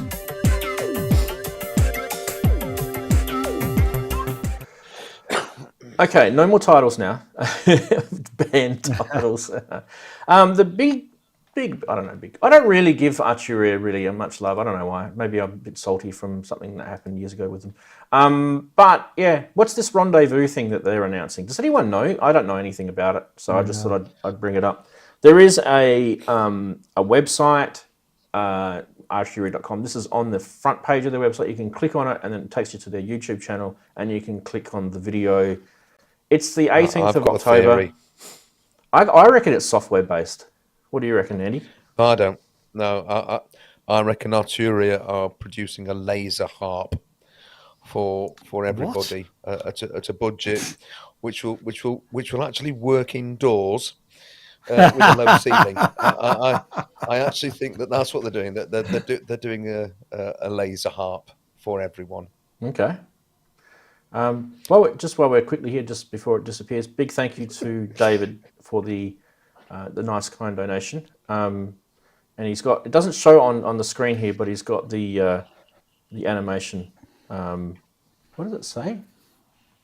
Level plus. There you go. Level plus. Fantastic. Anyway, so does anyone in chat know what it's about? Any rumors in chat? Let's have a look. Actually, I would guess, given the Rendezvous uses Elka Syntax, they might be doing a Syntax product. Cresshead thinks it's an analog groove box. See, that's something that they haven't done yet, and they've definitely got the sequencers, they've definitely got the analog synths, and they've definitely got the drum machines. So they could easily do an analog groove box. That would be interesting. Postulating a tie with Jean-Michel, since his new album's out next week, which is called Oxymoron. Oxymoron. Oxymoron. Yes. Kent's suggesting an Arturia meetup, which is very funny. Well done, Kent. All right, let's go back to news. I don't know why I did that again. Stop being stupid. Sorry, not you guys. This button. Okay, what else have we got? And why is that not showing anything? If it is a soft syntax, they're a bit late to the party, aren't they? Because Cherry Audio have already sort of beaten them to it for £35. Yeah. Refresh. But if they get Jar to endorse it somehow, though. You got rid of your titles, now you've made it's all gone pear-shaped. No, I just want to show the graphics. Sorry, it just wasn't. There wasn't playing ball. I thought this might pop up. Now, I was kind of at two minds of whether I should show this or not, because I mean, pretty much just about all the major YouTubers have already done this to death, right? And I don't really know why I probably should even bother. Okay, so there's two problems with this. Number one, Endorphins, if you're watching, you haven't got an audio demo on your YouTube channel that we can share. You've got a whole bunch of influencer YouTubers who have put it up on their channel, but we can't share that like on this type of show because we'll get copyright striked. So in terms of me being able to show your product, I mean, you're probably fat and happy because you've got Andrew and you've got Bo Beats and all the big influencers out there showing it, but I can't talk about it. And I don't know. I mean, Matt Hodson did a live stream with Andrew, and you could probably get Matt's permission to show a clip of that because he's doing probably stuff get on the Matt. fly with it. I think Nick's used his video as well, so I probably could ask Matt. Anyway, what is it? If you don't know what it is, it's a collaboration project between Endorphins, a eurorack manufacturer who are based in the UK, and Andrew, who's a well-known musician YouTuber, probably one of the biggest musician YouTubers, to be honest. And you know, hats off to Andrew. He's got a fairly decent knowledge of electronic music, and he's got a really nice modular setup. I don't know if you've seen it with the white. It's all custom built. It's actually really nice. I think I've showed photos on the show before. Anyway, what does it do? It's a processing unit with sidechain, distortion, reverb.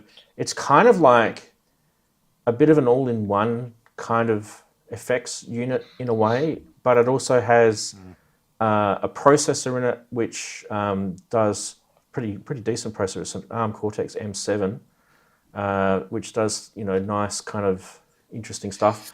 The big knob in the middle, I mean, you can tell Andrew's influenced that. Nice big frequency cutoff knob in the middle. It does sidechain audio ducking, which I think still needs to be sort of that stuff happening. Tap delay, I mean, you can see reverb and all that sort of stuff there. There's buttons down the bottom which you can help with your tap delays, routing, freezing. So it's kind of down my alley if you think about it. It's kind of the sort of stuff that I like. Yep. Audio out. There's 2 audio outs on it. Now I couldn't remember. I think it's stereo because of the delay thing. So, but someone will be able to tell me. I think it normalizes and it's stereo out. But yeah, that's about all I can tell you. There's 2 different colors, by the way. There's black and silver, if you're wondering. Yeah, Matt Hodson had a good point on his video of it, which was done for Sonic State, that if some of those buttons, the knobs actually functioned as momentary switches as well, or switches like some do, like they do on the QD modules. You can press them in and they do a function as well as turn and then them. you can let it go. Yeah, you use them. Well, momentaries or actually switches. Just click, and you could then have your delays up and then immediately take it out, bang, without having to turn the knob back down. And I thought he's dead right about that. If you're going to have that as like an end of chain module, which everything goes through for adding sort of effects to everything and out, bringing the bass up, bring high pass filter it all out, and then drop it back down again to it. I was thinking, those having it as momentary switches or on offs would be a really useful addition. But it doesn't detract from the fact that it's actually a really fantastic sounding module, and I'm really quite intrigued by this because remember I did that Hardware Jams meetup the other week, and Logie Bear SB, he had his main mixer and he had it going into a DJ mixer as well, which had got all of these sort of effects on it, which he was using and bringing them in and out and drop. And I just thought, that was for me where I went, I understand why you'd want something like that. That really made so much sense. And this, okay, not necessarily crossfading from one thing to another, but just bringing in everything over your mix and out again. I just thought, that's a great idea. And there's probably other modules that will do similar things, but this seems so well featured, and it's not actually stupidly expensive when you actually think what you're getting in it. Yeah, well, total price was at about 400 and something US, wasn't it? Yeah, just 400 euros. Where'd my little price sheet go? It is 475 US. I don't know. Okay, so I think from my point of view, I would love to have a module that handles a lot of this stuff because you could literally throw out a whole bunch of modules and just get this. But one of the things I was kind of scratching my head over and I didn't really understand is how you could chain the effects, right, in a kind of usable way. Because when you think about it, right, you're going to have, if you're going to use this module the way it's intended, which is basically you plug your your other, noise generating eurorack sound into it, and then you process the effects and away it goes. That's all well and good, but the way I would probably want to use it, and this is kind of where we need more information, is if you were to use it as a send and receive, like what you were saying, Brooksy, if you were to use it as a send and return type effects module where you can feed it anything from, I've got the Mix BX here where I can literally plug that as a send and return. That's kind of where I'm kind of getting lost on how well it would behave in that sort of setup, because I'm not really sure if that's really I don't what think it's it's suited really for. designed to be that. I think it's designed to be the thing that goes at the very end over everything. Yeah, that's what I thought too, and that's cool. That works. But yeah, you may find as you're using it, you may find that there's not enough controls on how the chaining of that sort of stuff works. So, for example, you might want to have, if you go back, let's go back to the graphic, right? You'll see what I mean. So if you want to have,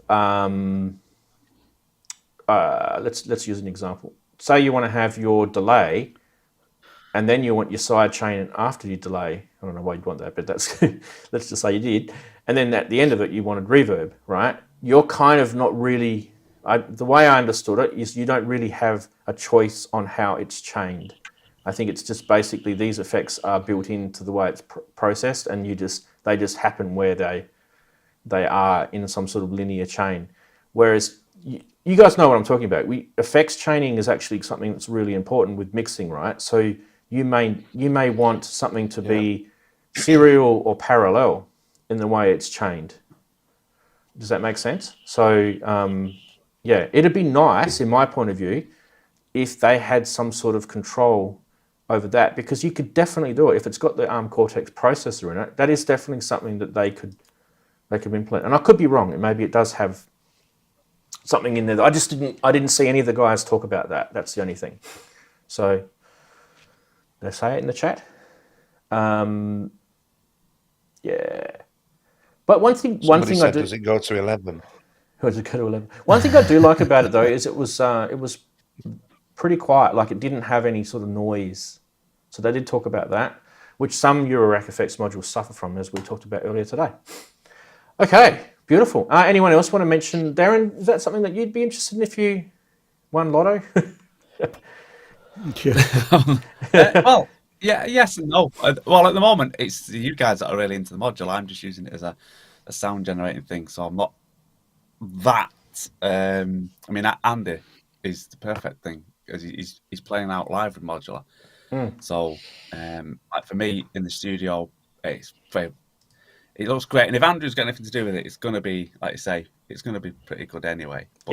But for me as a modular user, I'm not really delving into all that. I'm just using what I've got for now. So, yeah, I mean, like you say, the price is not too bad considering what you're getting with it. But, yeah, I think it's more down Andy Street. Although I do like the big knob.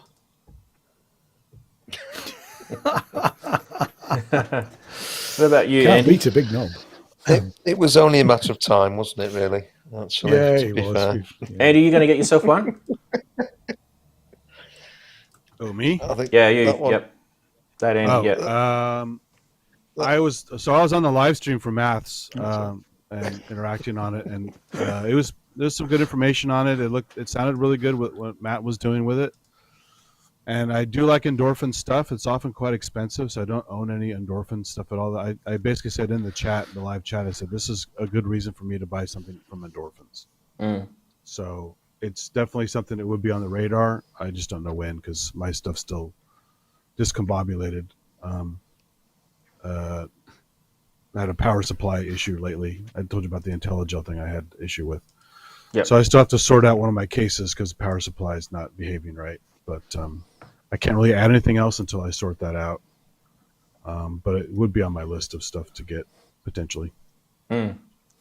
This is a good point when it decides to turn up. Here we go. David mentioned in chat that he just wants more send and return modules to integrate in his rack and pedal effects. Now, I am completely with him on this, and if you actually look at Modular Grid, there really is slim pickings when it comes to this stuff. So basically, your options are like a Buffaco hex mix sort of setup, which is That's why I got the probably- hex mix. Yeah. Yeah. That's probably the best option. Or you have to go through some sort of like a 4MS VCA matrix and be convoluted with how that would work. And that's one of the reasons why I like the Mix BXs here, is because they actually have two. Oh, the board brain. Some of the board brain stuff's quite cool. Yeah, but it's like the problem I've got is, and I'm sure everyone else is in the same situation. If you've got a lot of effects, like I've got lots, I've got flanges and I've got choruses, I've got ring mods, bit crushers, reverbs, delays. When you start adding all that, you may actually want to have that on tap with all your Eurorack modules, and there's not really a sort of matrix system where you can do that. The great thing about having software is you can just, add effects buses in your software and no one cares. But in Eurorack, you've actually got physical stuff. So when you look at like the Mix BX here, right, it's got two sends and 2 stereo returns, which is huge because that means now I can send all of those 6 channels to those two stereo effects below, and I've got another Mix BX down here, which is in another module. But if you look in the rack, I've also got a ring mod, and I've also got a phaser over there.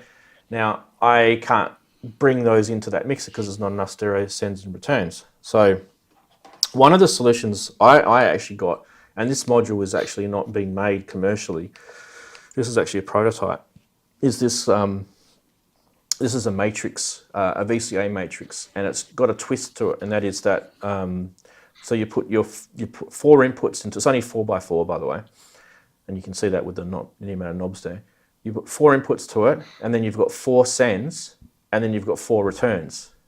So that's how it works. And then there's a massive, huge, like a mix, like what a DJ would have, like a blending mix, wet and dry sort of thing on it. And if I didn't have that, I'd probably have to buy another one of those Mix BXs, to be honest. And that thing takes up a quarter of the space. It's brilliant. So those matrix, those sort of matrix solutions are actually probably what David should be looking for. What do you suggest, Andy, as in Synthetic Andy? Well, that's the reason I got the hex mix with the hex bander, because it's the only one I saw that had 3 send return circuits on it. Yeah. Everything else has 2 or none. Yep. So the problem is it does take a lot of space up, but and it's pricey. Cool. EQ, and it's pricey, and it's got some other cool stuff on it. I got a deal from some guy in France, but yeah, I was never going to buy it full price. Yeah,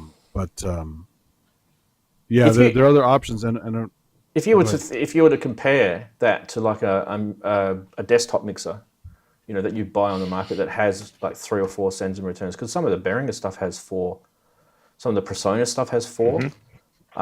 It'd actually be cheaper than getting the Farco hex matrix thing. Oh yeah, I mean, well, also the fact that it takes up so much HP real estate, and you don't really need a mixer in the case, right? Just like you don't really need your sequencer in the case, like the Korg SQ64. There are different ways to do it depending on how flexible you want your setup to be and how much crap you have to carry around. True. So having it stuck in the case forces some limitations, actually, because of cramped size and space and features missing, and noise too. Some mixers are really noisy, it's crosstalk and other stuff. So sometimes an external mixer is better. Yeah, exactly. Yeah, yep. So yeah, that might be the solution. Just don't worry about putting it in your Eurorack. Have it as an external mixer. Yeah, the Presonus mixer that I've got, I just find it too bulky to be sitting kind of there. But that has 4 auxes on it, and the only negative part of that is that you've got to bring the aux returns back in, and you've got to find a channel to do that, which I find a bit annoying. But a true mixer that does it well has, like, each channel has inserts, so you've got your insert on it, plus you've got aux groupings, and then you've got returns as well. So when you think about it, those returns actually do act as separate track inputs, right? But you don't want them to be treated the same way as you would treat a normal input, because they should be post and pre. You should have the post and pre options like you do with the hex mix, right? So I don't get that with this is more basic, this setup here. So you need to have those sort of options. Otherwise, you can't do things like I was saying before, where you may want to. The Tesseract has post and pre. Yeah, the Tesseract does. Yeah, but you've got to have two modules to do the Tesseract, right? You've got to have the main module and the. You've got to. You have to. I mean, the thing is, you buy the individual modules. I've got 4 mono, 4 stereo, and the output module. You need the output module, and they all connect to the output module via bus cables underneath. Yeah. It all works, but there is a on each of those channels that says pre-post for the sends. Yep. Now, to be honest with you, I mean, I'm just using them as standard auxiliary sends, going into. One goes into an effects module set as a reverb, and the other one goes into an effects module set as a delay. I can't then put reverb on the delay because it's not coming in through a channel. It's just it's coming in through a return. But that's okay. It doesn't really matter. It really doesn't matter. However, I am sort of thinking about other ways of mixing within eurorack, because I'm looking at this case and going, takes up a lot of room, that. And I'm looking at up here and I go, oh, then I've got that bitbox, but I've also still got the QD in there. If the bitbox is going to be doing my drums, do I need the QD in it? And it goes head scratch. And it all becomes, what do I actually need to mix? Do I need 12 channels in that small case? Do I? Really? Yeah, you can group. Yeah, that's the thing too. You can group them. I think differently. Yeah. No, I agree. I definitely agree. Like for me, I've got two mixed BXs. They're in 2 different cases, but I mean it's probably overkill. And I've actually also got a Roland mixer in here too, which is a 6-channel mixer. But have you got the Behringer one too? Have you got the Behringer one that's got all that EQ stuff on it, the System 100 one? I have got it, but I'm not using it. Yeah, I've got it, and I've taken it out as well. It's in its box. Because I would probably use that more as a CV mixer than I mean, you can use that as a mixer, but I would use that more as a CV mixer. But there is the CV mixer, isn't there, within the System 100? Oh, sorry, yes. I know what you're saying now. Yeah, I'm probably probably going to move that Behringer. The bigger one. Yeah. I'm probably going to move that one on, to be honest. I don't really need it. I didn't think it was good enough quality, in my opinion. It was fine. No, and also it takes up an awful lot of room with that parametric EQ that you just don't need. You don't need it. Just because the original System 100M had it. Yeah. I'll probably move that one on. I use a bunch of submixers too, like the little 2 HP mix, the 4-channel mixers. For like a little drummer boy, I need some mixing on the drums, and I have some other stuff that needs mixing. So it's cool to have little mixers peppered through your system as well, and just submix. Yeah. Let's keep going with the news, because there's more stuff. We did talk about these guys, 101 Music, with the eurorack module before. So they've brought out this new Nanobox called the Razzmatazz. What a great name. It's a mini drum sequencer with FN synthesis and sampling. So, Brooksy, you may be able to load that firmware onto your module. I don't know if you'd have the controls that it's got, because it's got those 2 big knobs. It does. Yeah, the bitbox has the 2 knobs to the side of the screen. It's got the 4 buttons. Yeah. So it looks like it could work quite happily. Yeah. If I wanted to. I don't know. I think I've got a video on this thing. Let me just double check. Yeah, I do.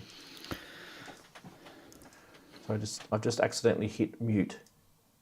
And here we go. Let's just do it this way. Let's watch this.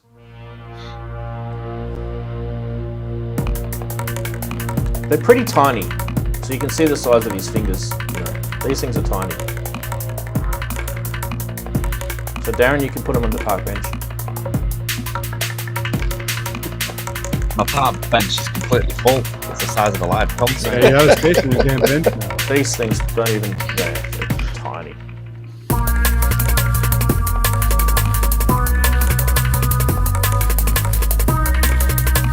They're really tiny little. I don't have tiny fingers like that.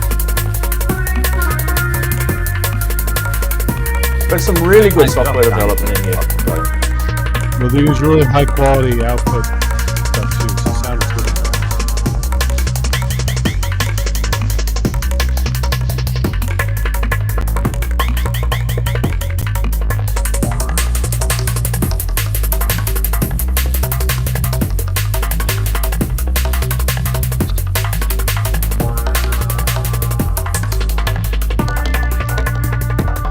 That would be hard for me to touch, I think. Yeah. Way too small.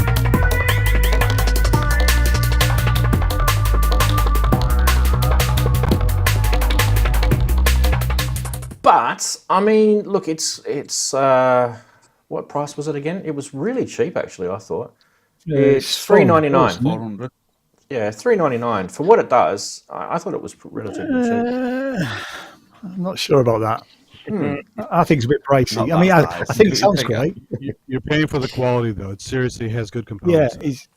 I'm going to say it sounds great. It's way too small. And if you're going to spend $400, you may as well buy a Roland TR6S. Well, let's just quickly go over the Controversial. features, right? 8 drum Sorry. and percussion pads. We're using MIDI pads, right? That's all right. It has 120 preset kits and sequences. They've brought in a whole bunch of sound designers from dub, techno, IDM, classic rock, and that for the preset sounds. There's what was I going to say? Long sequences up to 64 steps with step sizes from 164 to 8 bars, which is pretty handy, I think. Some sequences don't have that. You can adjust primary parameters for each drum model using macro controls. You can design your own percussion sounds by using FM synths because it's got built-in FM synthesis and also your own wave samples. And you can load all your stuff via the micro SD card, which you saw at the back. There's also built-in effects, delay, reverb, and cabinet distortion. And you can also record via line input, which is really handy. So you can craft new sort of sounds by just sampling straight into it. So it kind of follows suit with all their other 101 music stuff. It may be, because you've got to think about that this is probably their cheapest product that they've got on the market. This may be something for someone who really wants to get into the 1010 sort of, range. It's starting to get quite big, isn't it, Andy? There's probably 5 or 6 products now in their range. It's good stuff, man. Yeah. Products you've got. They are tiny and fiddly, but clearly that was. I'm guessing that's what their market research dictated. So you never know. Yeah. The black box, you've got the Nanobox, and you've got the eurorack module, the Bitbox. So there's the 3. It's FM, so Robbie has to buy one. So yeah, it's FM. There's 3 little ones. The Bitbox, the black box, and the synth. They've got big ones and they've got the small ones, and then they've got mixer the too, the eurorack blue one's the modules of mixer. each of them. The blue mixer, which is, I think that's great. That mixer, the blue box compact digital mixer recorder. I think that's a great The blue box, piece of kit. the black box, the Nanobox. The black box is actually phenomenal. I have to use mine more, but it's really it's There's like a Mark II. an SP404. You can take it out and do anything with it. Brooksy, which one did you get? Yeah. You got the Mark 1 or The the Mark micro, II? the one on the left. Yeah. The one on the left? Yeah, it's got some advantages over the main one, over the big one, actually. Yeah. You've got fewer pads, got 16 pads, and the micro's got 8. But each one of those 8 pads can be a multi-sample. So, again... And the firmware is MIDI, newer in the micro. It's got MIDI in and it's got MIDI out, and it will do the kind of automated multi-sampling like the MPC will do. So again, it's quite powerful. It's quite convenient in the rack, and everything can be saved to an SD card. So it's quite off really. I don't know about you guys, but I mean, I don't know. If you went somewhere and you wanted something really compact and that you just wanted to have a little muck around with, to create some sort of sequences and grooves and stuff on. I mean, it's tiny. You can just chuck it in your pocket. It's pretty cool. I mean, what sort of product is out use one there? of these. Yeah, you could. Yeah. You could use an There's loads iPad, of little a things phone. out there, though, aren't there? Yeah. There It's just one of those things. It's either something that you'd love or maybe not. Okay, the next thing I wanted to show you guys is we were talking about mixers today, and I wanted to show you guys this one, which is the Bouncer by a company from the US called Centrance or Centrance. Bit of a play on words there with the engineering term CEN, right? Not sure if that was deliberate or not. It's a portable analog summing mixer with digital recorder built in. So this is actually pretty interesting. So there's the website there. There is a video. I'm going to tee it up in a sec. We'll just have a look at the website while I'm teeing up the video. 1, 2, 3. Is it this one? I don't know. Is it? He says, no, that's the one before. I'm just waiting for ads. Sorry. Give me a sec, guys. YouTube ads. 1. Skip ad. All right. Now, this might be a really long video, so I don't really know what it's going to do, but let's give it a go. Bouncer, a 10-channel mixer and a 2-track digital recorder that will make your dullest jams a breeze. Based on the award-winning mixer face, Bouncer packs a 10-channel mixer and a professional digital recorder in a device that fits in the palm of your hand. Bouncer sounds awesome and is ideal for dullest jamming when you need to bring together several synths and groove boxes in a small space of a desk or a performance venue. Forget the huge mixer and record your jams easily as they're happening in real time with Bouncer by Centrance. All right, so we don't want to go on to the next video. That's funky. It was nice and quick and easy. Okay, so what are we looking at here? 3.5mm connections. There is you guys know what that's called again? The camera type mount. There's a name for it. Sorry. Oh, yeah. So that's handy. Shoe The hole? dovetail? No, it's not a shoe hole. So basically, anyway. any tripod, any camera type tripod, or Just like a quick release. Yeah. CD quality sound was the thing that kind of had me scratching my head a bit. It says CD quality sound. I mean, today you'd probably want better than CD quality sound. So that's the only. It says better, offers better than CD quality. Well, how much But better? it doesn't say 24-bit or anything like that. 44.2. USB-C, which is good. Okay. And it does have a 3-port for your USB-C connection, so you can power something else as well, like if your iPad or something like that. What else? Yeah, price-wise, it's $5.99 US, so a little bit on the high end, but decent sort of amount of inputs, I thought. But yeah, there you go. What do you guys think of that? I like it, actually. I think out of all of them, I think that's quite interesting, yeah. All right, Yeah. we'll go with 10 inputs is good. Go with Ian first because he was quicker than you, Darren. Okay. Sorry, Darren. I like it. I mean, I'm That's all right. slightly concerned about the price. Darren's sulking right now. $600 is a bit on the high side, but 10 inputs, portable. Yeah. What's not to like, really? No, I'd like to know a bit more about whether it is 24-bit or whatever. But no, I like it. It's good. You could put. I wouldn't spend $600 on it though. That's all. Yeah, you could put 10 of those little nano boxes into it, Ian. Yeah. And have them sitting on the park bench. What do you reckon, Darren? Exactly. Well, Ian's basically said what I was going to say. So Darren. you're sulking even more now. Yeah. He's stolen No, the I'm thunder. not sulking. But, well, like I say, it's a recorder as well. So if you're getting a decent quality recorder and the 10-channel mixer, it's, like I say, for people doing doors, jams and stuff, I quite like it, to be honest. Are we only getting like it stereo out, just though? Are that we? out.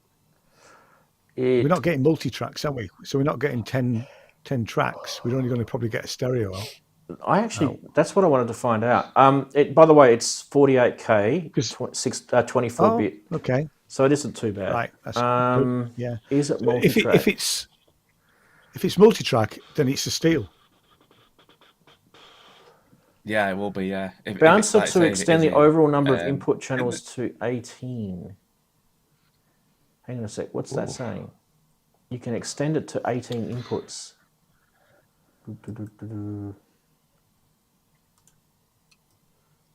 Oh, okay. No, that's just daisy chaining it. They're just being clever. Right. They're just saying you plug two via the 9 Does and it 10. say multi-tracks? It doesn't. It doesn't. It's 5 stereo, isn't it? Inputs. It's 5 stereo inputs. 1, 2, 3, and 4. Yeah. Yeah. So, that's not. It's going down in our estimations then. Yeah, it is. It is. Does someone know in chat? I can't find it on the website. It doesn't say. It says 10-channel mixer with headphone, blah, blah, blah, blah, blah. But it doesn't say anything about multi-track in here, and I'm kind of disappointed. For that money, I doubt it's multi-track. Yeah. Bouncer offers a straightforward... Hang on a sec. Wait. Bouncer offers a fast and straightforward way of making complex multi-track music pieces. It does say multi-track. So it'd be, yeah. So, I wonder if it... that's okay. There you go. I've just highlighted it. There'll be stereo tracks. Yeah, there'll be stereo tracks. 5 stereo tracks, but that's all right. It probably is 5 tracks. Yeah. Sorry. What are you saying, Darren? I don't know. I've lost my rhythm now. A bit like I do. Doesn't matter. No, it's We're all completely just gone. getting old. Completely gone. Yeah. Hey, chappies, do you remember what we said 5 minutes ago? Anyway. What were we Right. talking about? That's what happens when you get old farts on the show like me. Right. I think that was... there was one more thing that I wanted to show you guys, and that was the Keith... Real quick about the mixer thing. Yeah.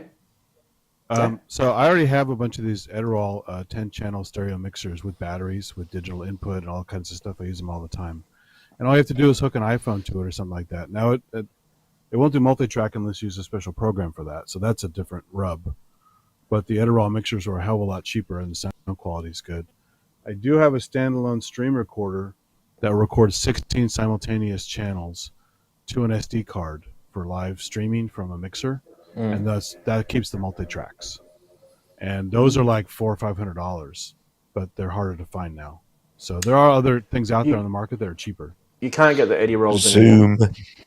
Zoom's there, yeah. Zoom do a range. Yeah, Zoom. Yeah, but Zoom have the only one stereo pair at a time to a multi-track. You can't do simultaneous multi-track. No, Zoom multi-track. You can. Well, the higher 16, fancier yeah, ones, 16, but the it's ones big. most people use don't do that. Yeah. I've got the H6 and it multi-tracks. Yeah. The microphone Right. How much was that recorder. one? Probably cheaper than that, but yeah.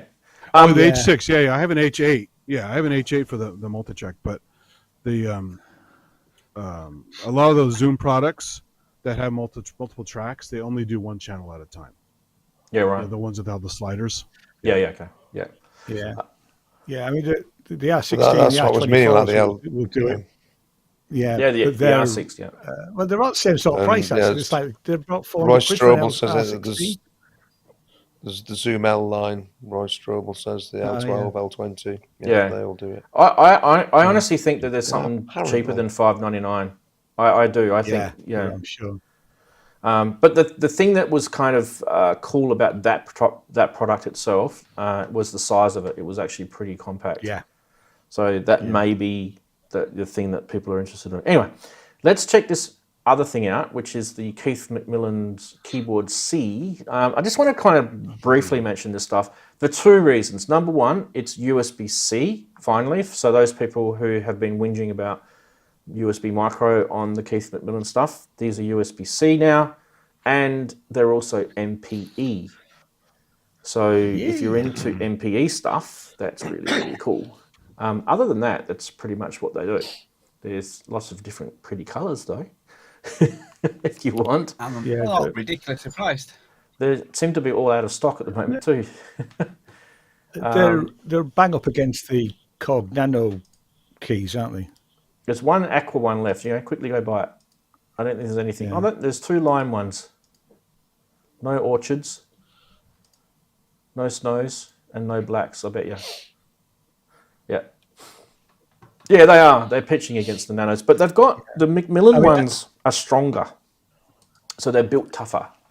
So that's where your price difference I is. have to say, I hate those keys. I hate the Nano keys because I used to have those and I moved them on. But I really like the idea of it doing MPE.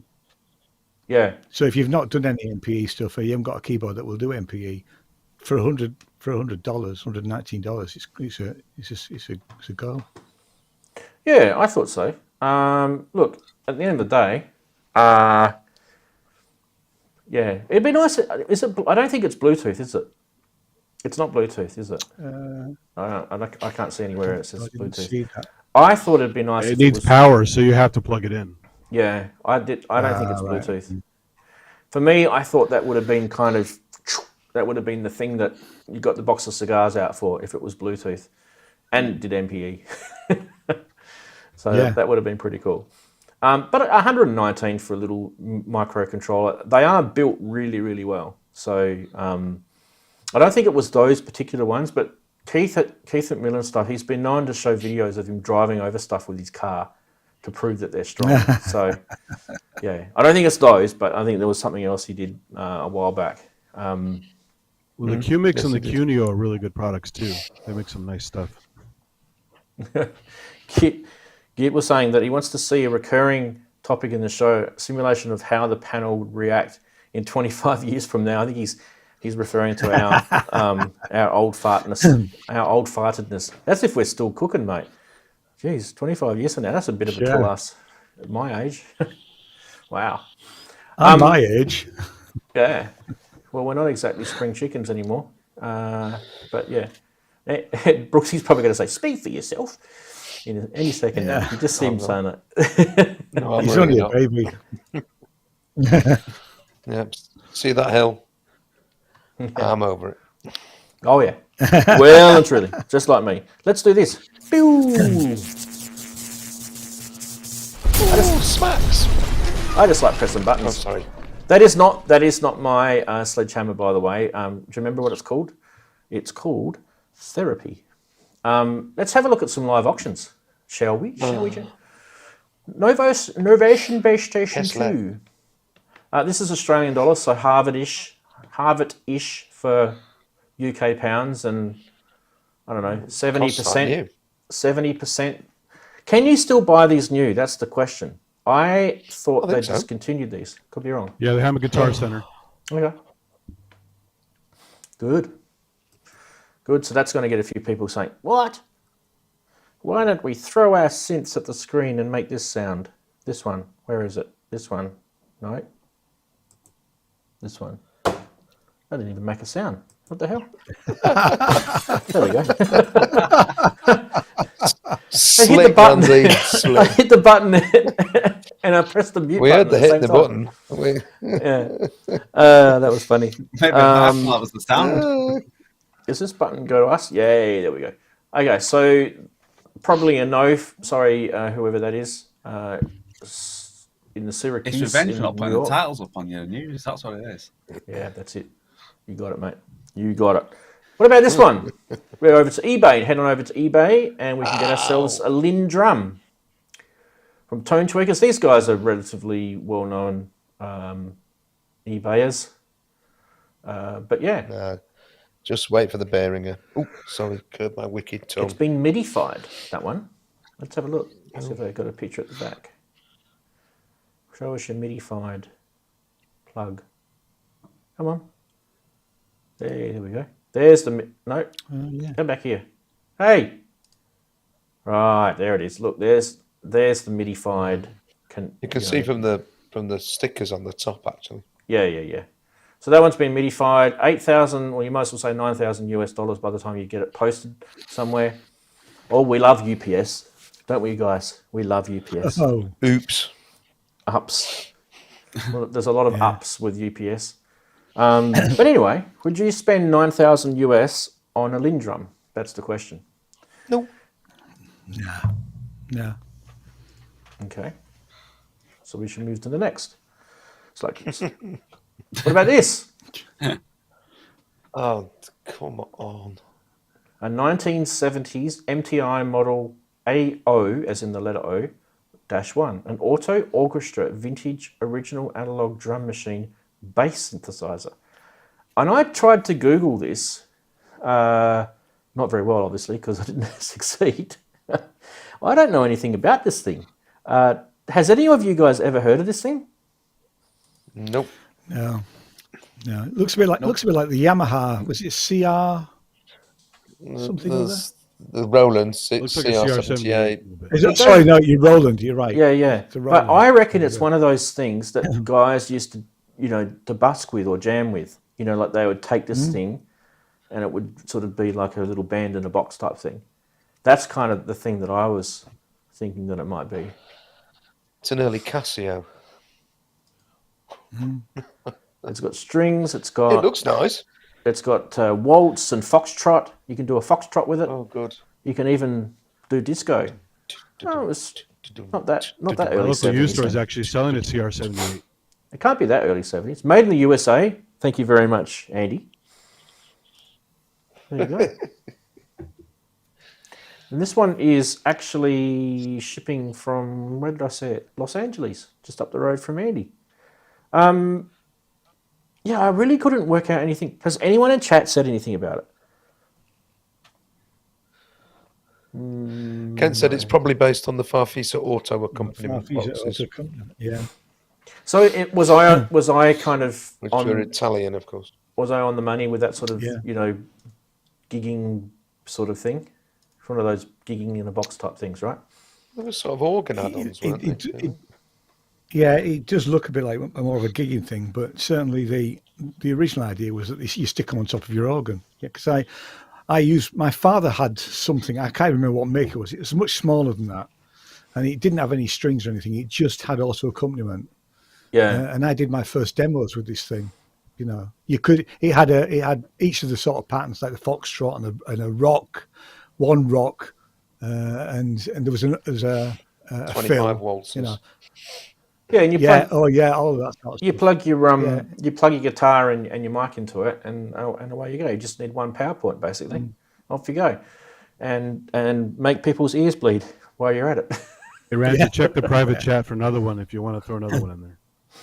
Okay. Private chat is in the VMix one. VMix, yeah. Okay. I actually probably should open that. That's a very nice looking mini Moog. Yes. Yes. £7,000. £7,000. £7,000. Let's get some photos of this up, shall we? There we go. That actually is pretty good, Nick, isn't it? This is a Model D, if I remember rightly. And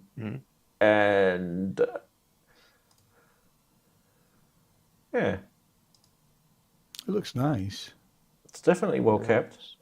It's in good nick. Kent will be able to tell you exactly what model number it is, pretty much from the colour of the wood and the things, and whether it's the wheels. It's got white wheels rather than transparent ones. And Well, the thing was, the switches. last time I looked at a Model D to buy, I was looking at this particular part here, and the screws were all rusted.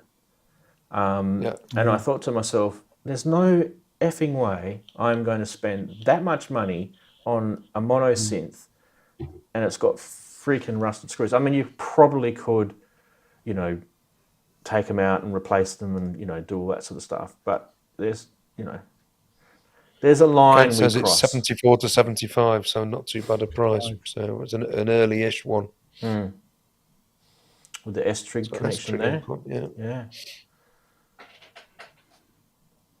Yeah, it's a bit of wear on the leather there. Oh, it comes with a flight case too. Okay. Wow. Got to be happy with that. Okay, so that one's a possibility. So some of these aren't always scammy, by the way, guys. Let's get up Mr. Synthetic's suggestion, which I was preparing for you guys earlier. There you go. Roland TR707. That's actually a pretty good price. A lot for 707. And it's been restored, and it's tone tweakers again. Where's my mouse gone? That's pretty good, Nick, I would say. Where's usually the pictures of the back give you a telltale sign of how well this thing's been looked after. That's a really good condition. Really good condition. And it doesn't seem to be discolored either, which is one of the problems with the 707s and that particular vintage of Roland stuff. They used to suffer from the bromide Crap plastic. yellowing, they suffered from that. So yeah, it's a good one. And what was that again? smokers too. Yeah, smoker's fingers. So 1,300 US with a bit of postage, and that one's based in the US. Whereabouts? Whereabouts? I saw it. New York. Okay, fair enough. There was one more. Oh yes, this one. Oh yes, he says. This one's on Reverb. The Memory Moog. So close to £9,000. Oh, with shipping, that's £9,000. Wow. Canada, in Montreal. Let's have a look at I this. put one more in chat too. It's kind of rare. So This is one of my favourite synths, by the way, guys. I probably it's a bit of a dog of a synth actually, but with its quirkiness, I actually really like the sound out of the back of this thing. It's one of I know it's not everyone's favourite Moog synth, but I really like this. It's one of the reasons why I was kind of quite happy when they brought the Moog 1 out, because it did kind of take some of its thoughts of the design from this. In the day when they made this, the digital control panel on this was quite advanced.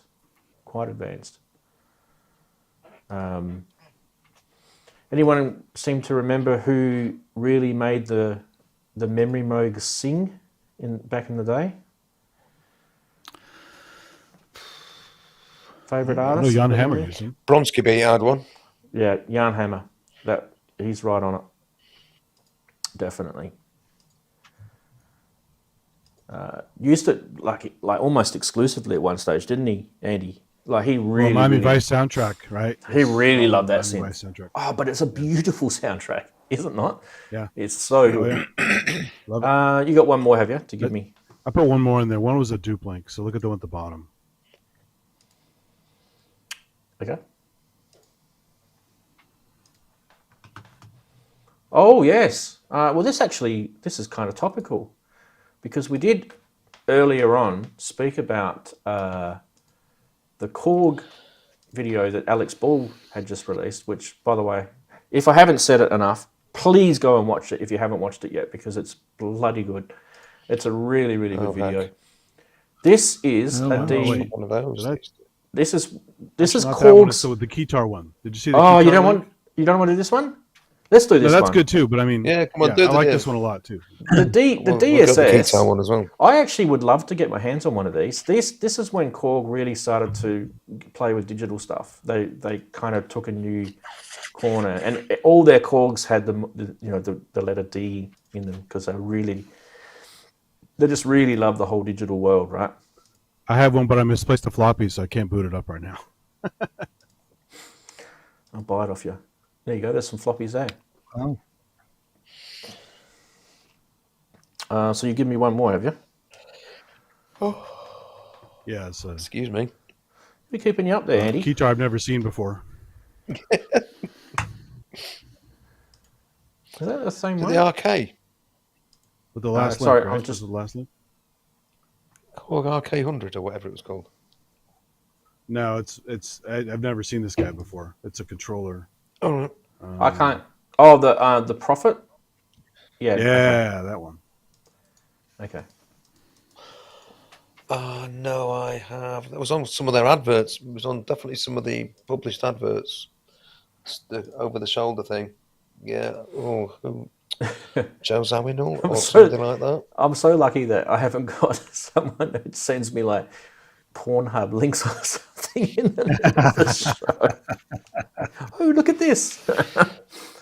Yeah. Ah, dear. Oh, my Yeah. God. It's got little knobs on. I the, remember on the seeing neck. that in adverts in Keyboard Magazine and stuff. Hey, it's upside down. All the electrons are going to fall out. Jeff Downs. Yeah. Jeff Downs, was that it? Oh, do you remember? I've never those, seen Ian? this. Have you ever seen this? So is this just basically a controller? Just controller. Yeah. Yep. Yeah, okay. So it's all CV, is it? Or is it MIDI? This is the question That's a good that question. we're about to get an All answer. knobs should be CV. CV. No, it's got It's a CV. thingy. Nice. That's not a MIDI. That is CV, my best, No. but it is, yes. Model 1001, remote keyboard. Actually, I think I might have seen that before now. 00059. Yeah, serial number 59. What was the price again on that? $1,790 US, and it's in somewhere. It doesn't tell me. Oh, I'm glad it's somewhere. New York again. Jeez, everything's in New York tonight. Everything's in New York. Hello to everyone interested in New York. It's like the Nina Hagen song, right? Yeah. The Big Apple. Uh, Yeah, it's got a bit of a sad neck, hasn't it? It's it's almost like MS1, SH101 sort of, That's even the saddest neck. Yeah, that one. Yeah. I don't know. We won't do memes with people's necks in them. That's for sure. Okay, so gentlemen, that was probably it for that. But guess what?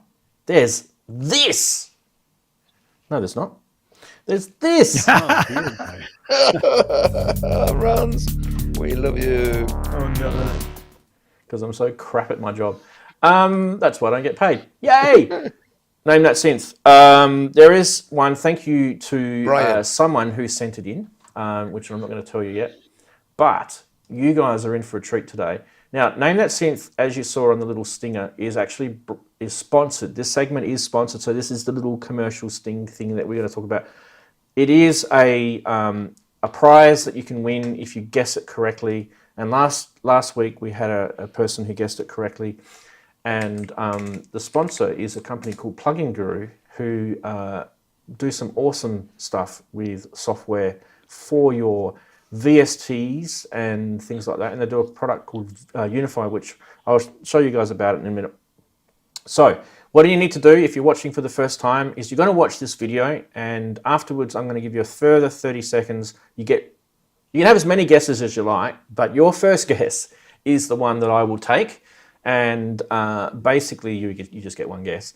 And if you guess it correctly, and you're the first person to guess it correctly, and it's your first guess, you will get yourself a copy of Unify. Now, sometimes no one guesses it, and the person that sends it in, the video that sends it in, will win as default. Now, this is going to trick you. So get your earphones, headphones, whatever you've got on, in-ears, get them all ready, get yourself, crack your knuckles, whatever you have to do, and we'll go straight to here and we'll play the video. Is everyone ready? Yep. Yes? Here we go.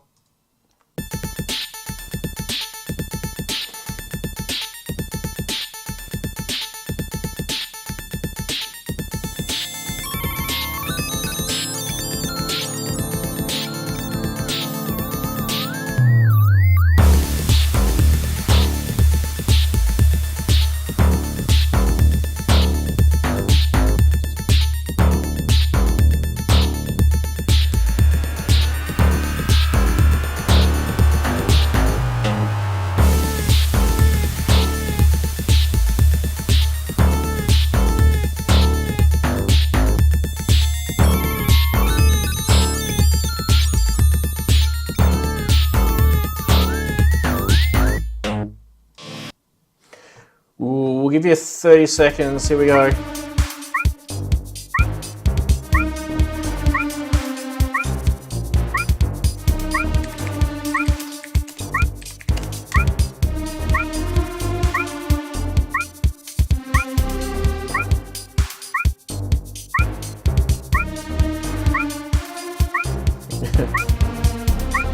I'm looking at some of the answers here. Here we go. Yep, time's up. No more guesses. No more guesses, people. Yes, if you were watching carefully, you did see the Yamaha badge. So if someone has suggested something other than Yamaha, bad luck for you, because that's going to be wrong. Should we watch? Should we reveal it? I think someone's guessed it correctly. Let's have a look.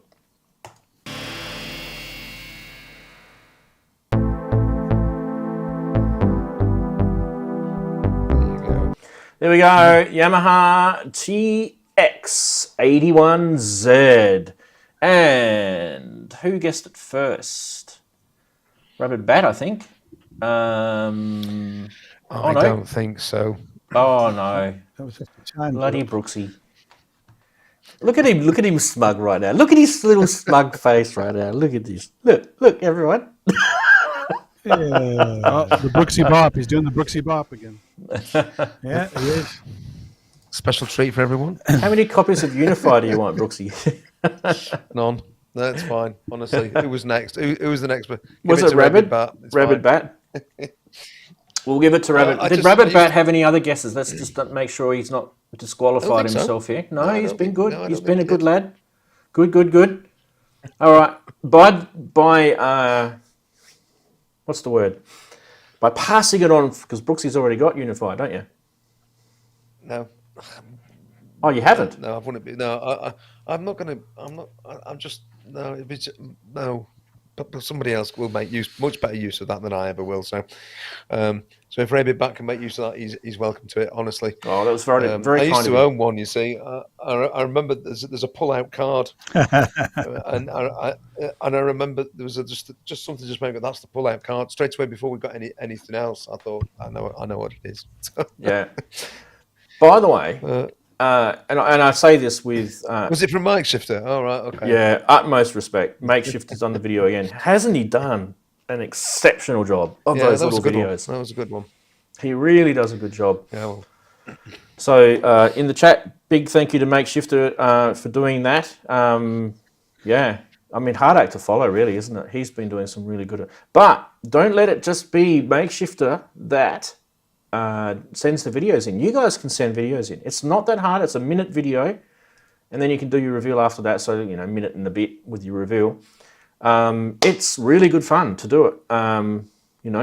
They're the sort of things that, and if you have a couple of guys at it, you keep getting better at it. So, yeah. Make sure you send, so Rabbit Bat, send your contact information through to me. The contact details are on the YouTube About page. If you're wondering what my email address, you can send it through via that, or you can send it through social media or whatever, so that I can forward that onto Plugin Guru. Now, Plugin Guru will take sometimes a few weeks to process this, so do be patient. Some have waited a little bit longer than a few weeks too, so I will send reminders to them if it's dragging on a bit. I think, Andy, yours took a little while, didn't it? Yeah, because he was tied up. So not because I was waiting for him. It was just you had to communicate with him. I think they were all tied up for a while. Yeah. So they are still putting them through. So AdoZ, yours is probably on its way. Yours has definitely been sent off though. From my part, I literally just forward your information. So Rabbit Bat, congratulations. Thanks, Brooksy, for passing that on to him. He owes you a beer, I think, at the pub. Absolutely fine. Yeah. Get us a beer next SynthFest, Rabbit Bat, if you're there, of course. Okay. Speaking of SynthFest, because that's a perfect segue, we're going to go to Ian first, because Ian, I watched your little walk around video and I thought that was awesome, by the way. Oh, thank you. I did as well. Thank you. It's lovely. Shall we show you a little bit of that? I think I'll tee it up. Yeah. And instead of what we'll do is we'll just have that playing in the background with you talking, right? I reckon that's probably not a bad idea. Cool. Well, I filmed it quite late in the day actually, because the main floor was really pretty busy all day. I went to most of the seminars and enjoyed them. The only one I didn't go to was the one that I think you went to, Andy, wasn't it? With the 50 years of EMU modular. Yeah, I went to that. It was great. Yeah. Well, you talk about. So I'll mention that one then in a bit. Yeah. I'll put you up in the corner here. There we go. I've just muted it, yeah. So you can have a chat while I'm cool. playing this in the background. So, and I mean, the main takeaway from the whole thing was just meeting people. I mean, I think everybody wanted to sort of get together, and it was, it's great to see people that we've only seen in the chat room here, and the whole thing was just. It should have been longer. It shouldn't have been just a day. It needed to be 3 days, really. That was my main takeaway. The things I particularly liked. And Dina. Yes. Yep. Yeah. And you said you didn't see Alex. Look who's standing by the doors. There's Alex munching on something there. Yeah. I had my head on my camera, my GoPro. Yeah. I'm looking at the little screen, not. But, That lady there is the director of the film. There's by the way. Jamie. That's Jamie. yeah, And there's Dom. that was the summer And summer Robert booth. Douglas Which, Fetch. yeah, Dom I wouldn't mean, let I me have to anywhere say, I loved the summer Enna. I mean, And I'm waiting for Alex the was terror, just which, to be there. honest, I just saw the back of Alex's head, as in Maya Melodies. Yeah, that lady there, she was the director of the film about the sub-harcourt. yeah, which that was brilliant. The sub-hardcore film. See, I So, think yes, I think it was genius that you did this video though, Ian, because just think about it. All us people that couldn't go, you know, we get as if we were there. You know, I know we don't get to touch and feel and things. And that was the idea. Was I just take a walk around and just, you know, I mean, I didn't get to play on that many things. What was the Rhodes thing like? Because they were I talking never about played that. Hasn't it got some sort of No. the Rhodes thing? It I has some really sort of. liked. I have to some say, sort I of- loved that. Oh yeah, Yeah. I mean, I'd Fred be Auto interested makes some in good that if stuff. it wasn't the key. yeah, they really do. And Jim Glue played the other one, the East Pest, is it? Yeah, East Case, Beast.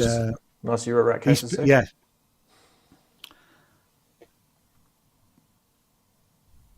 Did you bump into But Robbie? no, I didn't. No. Well, yes, I did in the bar actually. Yeah.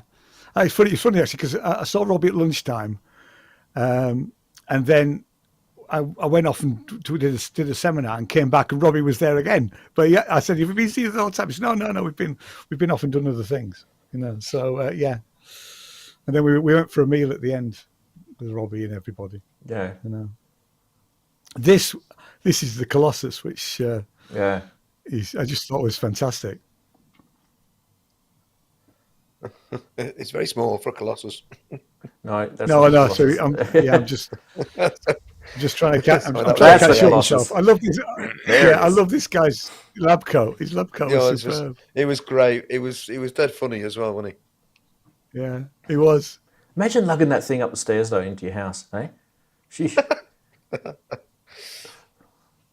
I wouldn't say no though. Absolutely not. No. Oh, it's crazy. Give him a It's call and proper say, crazy. "I'll buy one off you if you lug it up the stairs for me." he'd probably say yes. Yeah. That mustard-colored floor is something else. Ooh. It is, isn't it? Yeah. If we were Oh, you talking and your about floors. Yeah. Yeah. It's wooden. I think. Now, did you get a chance to play the Oberheim and because that was one of the stars of the show, wasn't it? The Oberheim OBX8. No, I didn't bother because I played it at Gearfest Yeah, me too. and loved it there. There's Yeah, Ian so inside I didn't. Ian No, there. I didn't bother. Yeah, that's freaky. Yeah. No, I liked the Soma. A bit further on in the video, I bump into my friend John, who Wonky stuff. was doing the wonky stuff. Yeah, and in fact, John's having he does a wonky stuff night in York every couple of months, and it's coming up next week. And we've had a conversation about me reviewing his modules. Now, I am not the person to review modular of any description, but then maybe I am because I don't do modular. Yeah, give it a go. We're going to have Give a it a chat whirl. about Yeah. whether he's going to lend me all his modules, and then I will Absolutely. try not give to it, break them, Give it a rock and roll. and then do a review. And, you know, Awesome. so. But it was good to see him there as well because he just normally goes as a punter. You know, Yeah. when he's gone before, you know, we've always sort of bumped into each other. You know, and there he was with his. Oh, with there his was stand, which is great. Expert Sleepers guy there. What's his name? Hang on, let's go back a bit. The Expert Sleepers guy. Here we go. You'll see him in a second as you zoom in yeah. to the right. That's the guy there. Yeah. Yep. Is it Tim? It's Tim, isn't it? Oh, geez, my memory's terrible tonight. I don't know. In the chat, they'll be screaming at me. No, it's not him. Yeah. Oz. Yeah. Oz. Yeah. So this was about 3:30 in the afternoon. When I finally got around to filming anything, because earlier on it was just It was just crammed, really. And I needed it to be just a bit less people around. But you can see how, it was sold out. It was full. It was just great. And nobody I got do COVID? go downstairs at some point. Amazingly, because you do think it's going to be a super spreader event, but no. I mean, nobody that I know has got COVID from it. Yeah. Oh, and there's Jim and Zoe were, I think, just coming up as well. Yeah, yes, that's right. Yeah. Is Jim in the chat? I don't think he's been in the chat for a while, actually. We haven't seen him for a bit. No, not seen him. He's not there. Yeah, Robbie's saying, I'm getting sad watching this footage. He wants to go back. I wanted to go back. Because on Sunday morning, I just got up and went home because I stayed over. Oh, Paul Whiffen. I didn't notice that you saw him. There's Paul Whiffen. Yeah. Well, Yeah, the man in the hat. Yeah, I enjoyed his talk. It's the Elka Synthex programmer. Yeah. The famous laser heart sound is from him.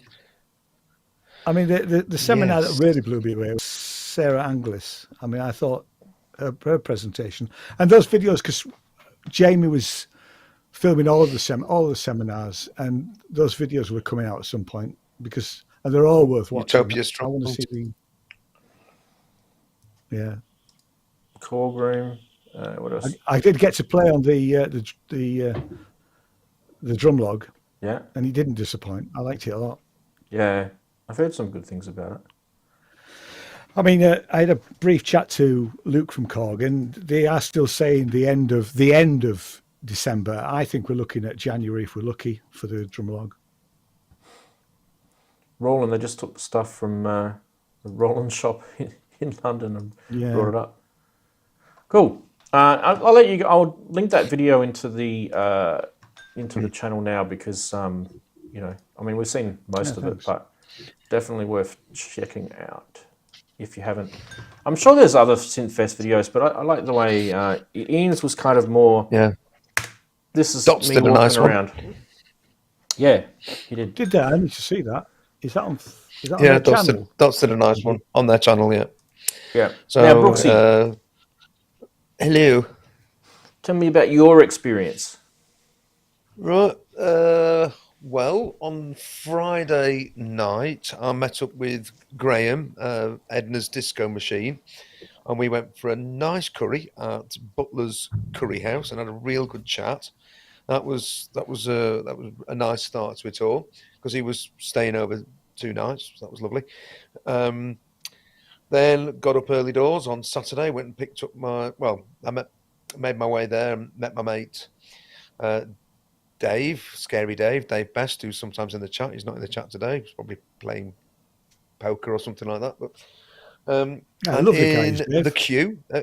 Really, really top bloke, Dave. He does struggle sometimes to get out, and he does find crowds a bit. So he's had to psych himself up for 2 weeks to manage it. But he was great, and I'm really glad that he managed to manage it. So that was lovely.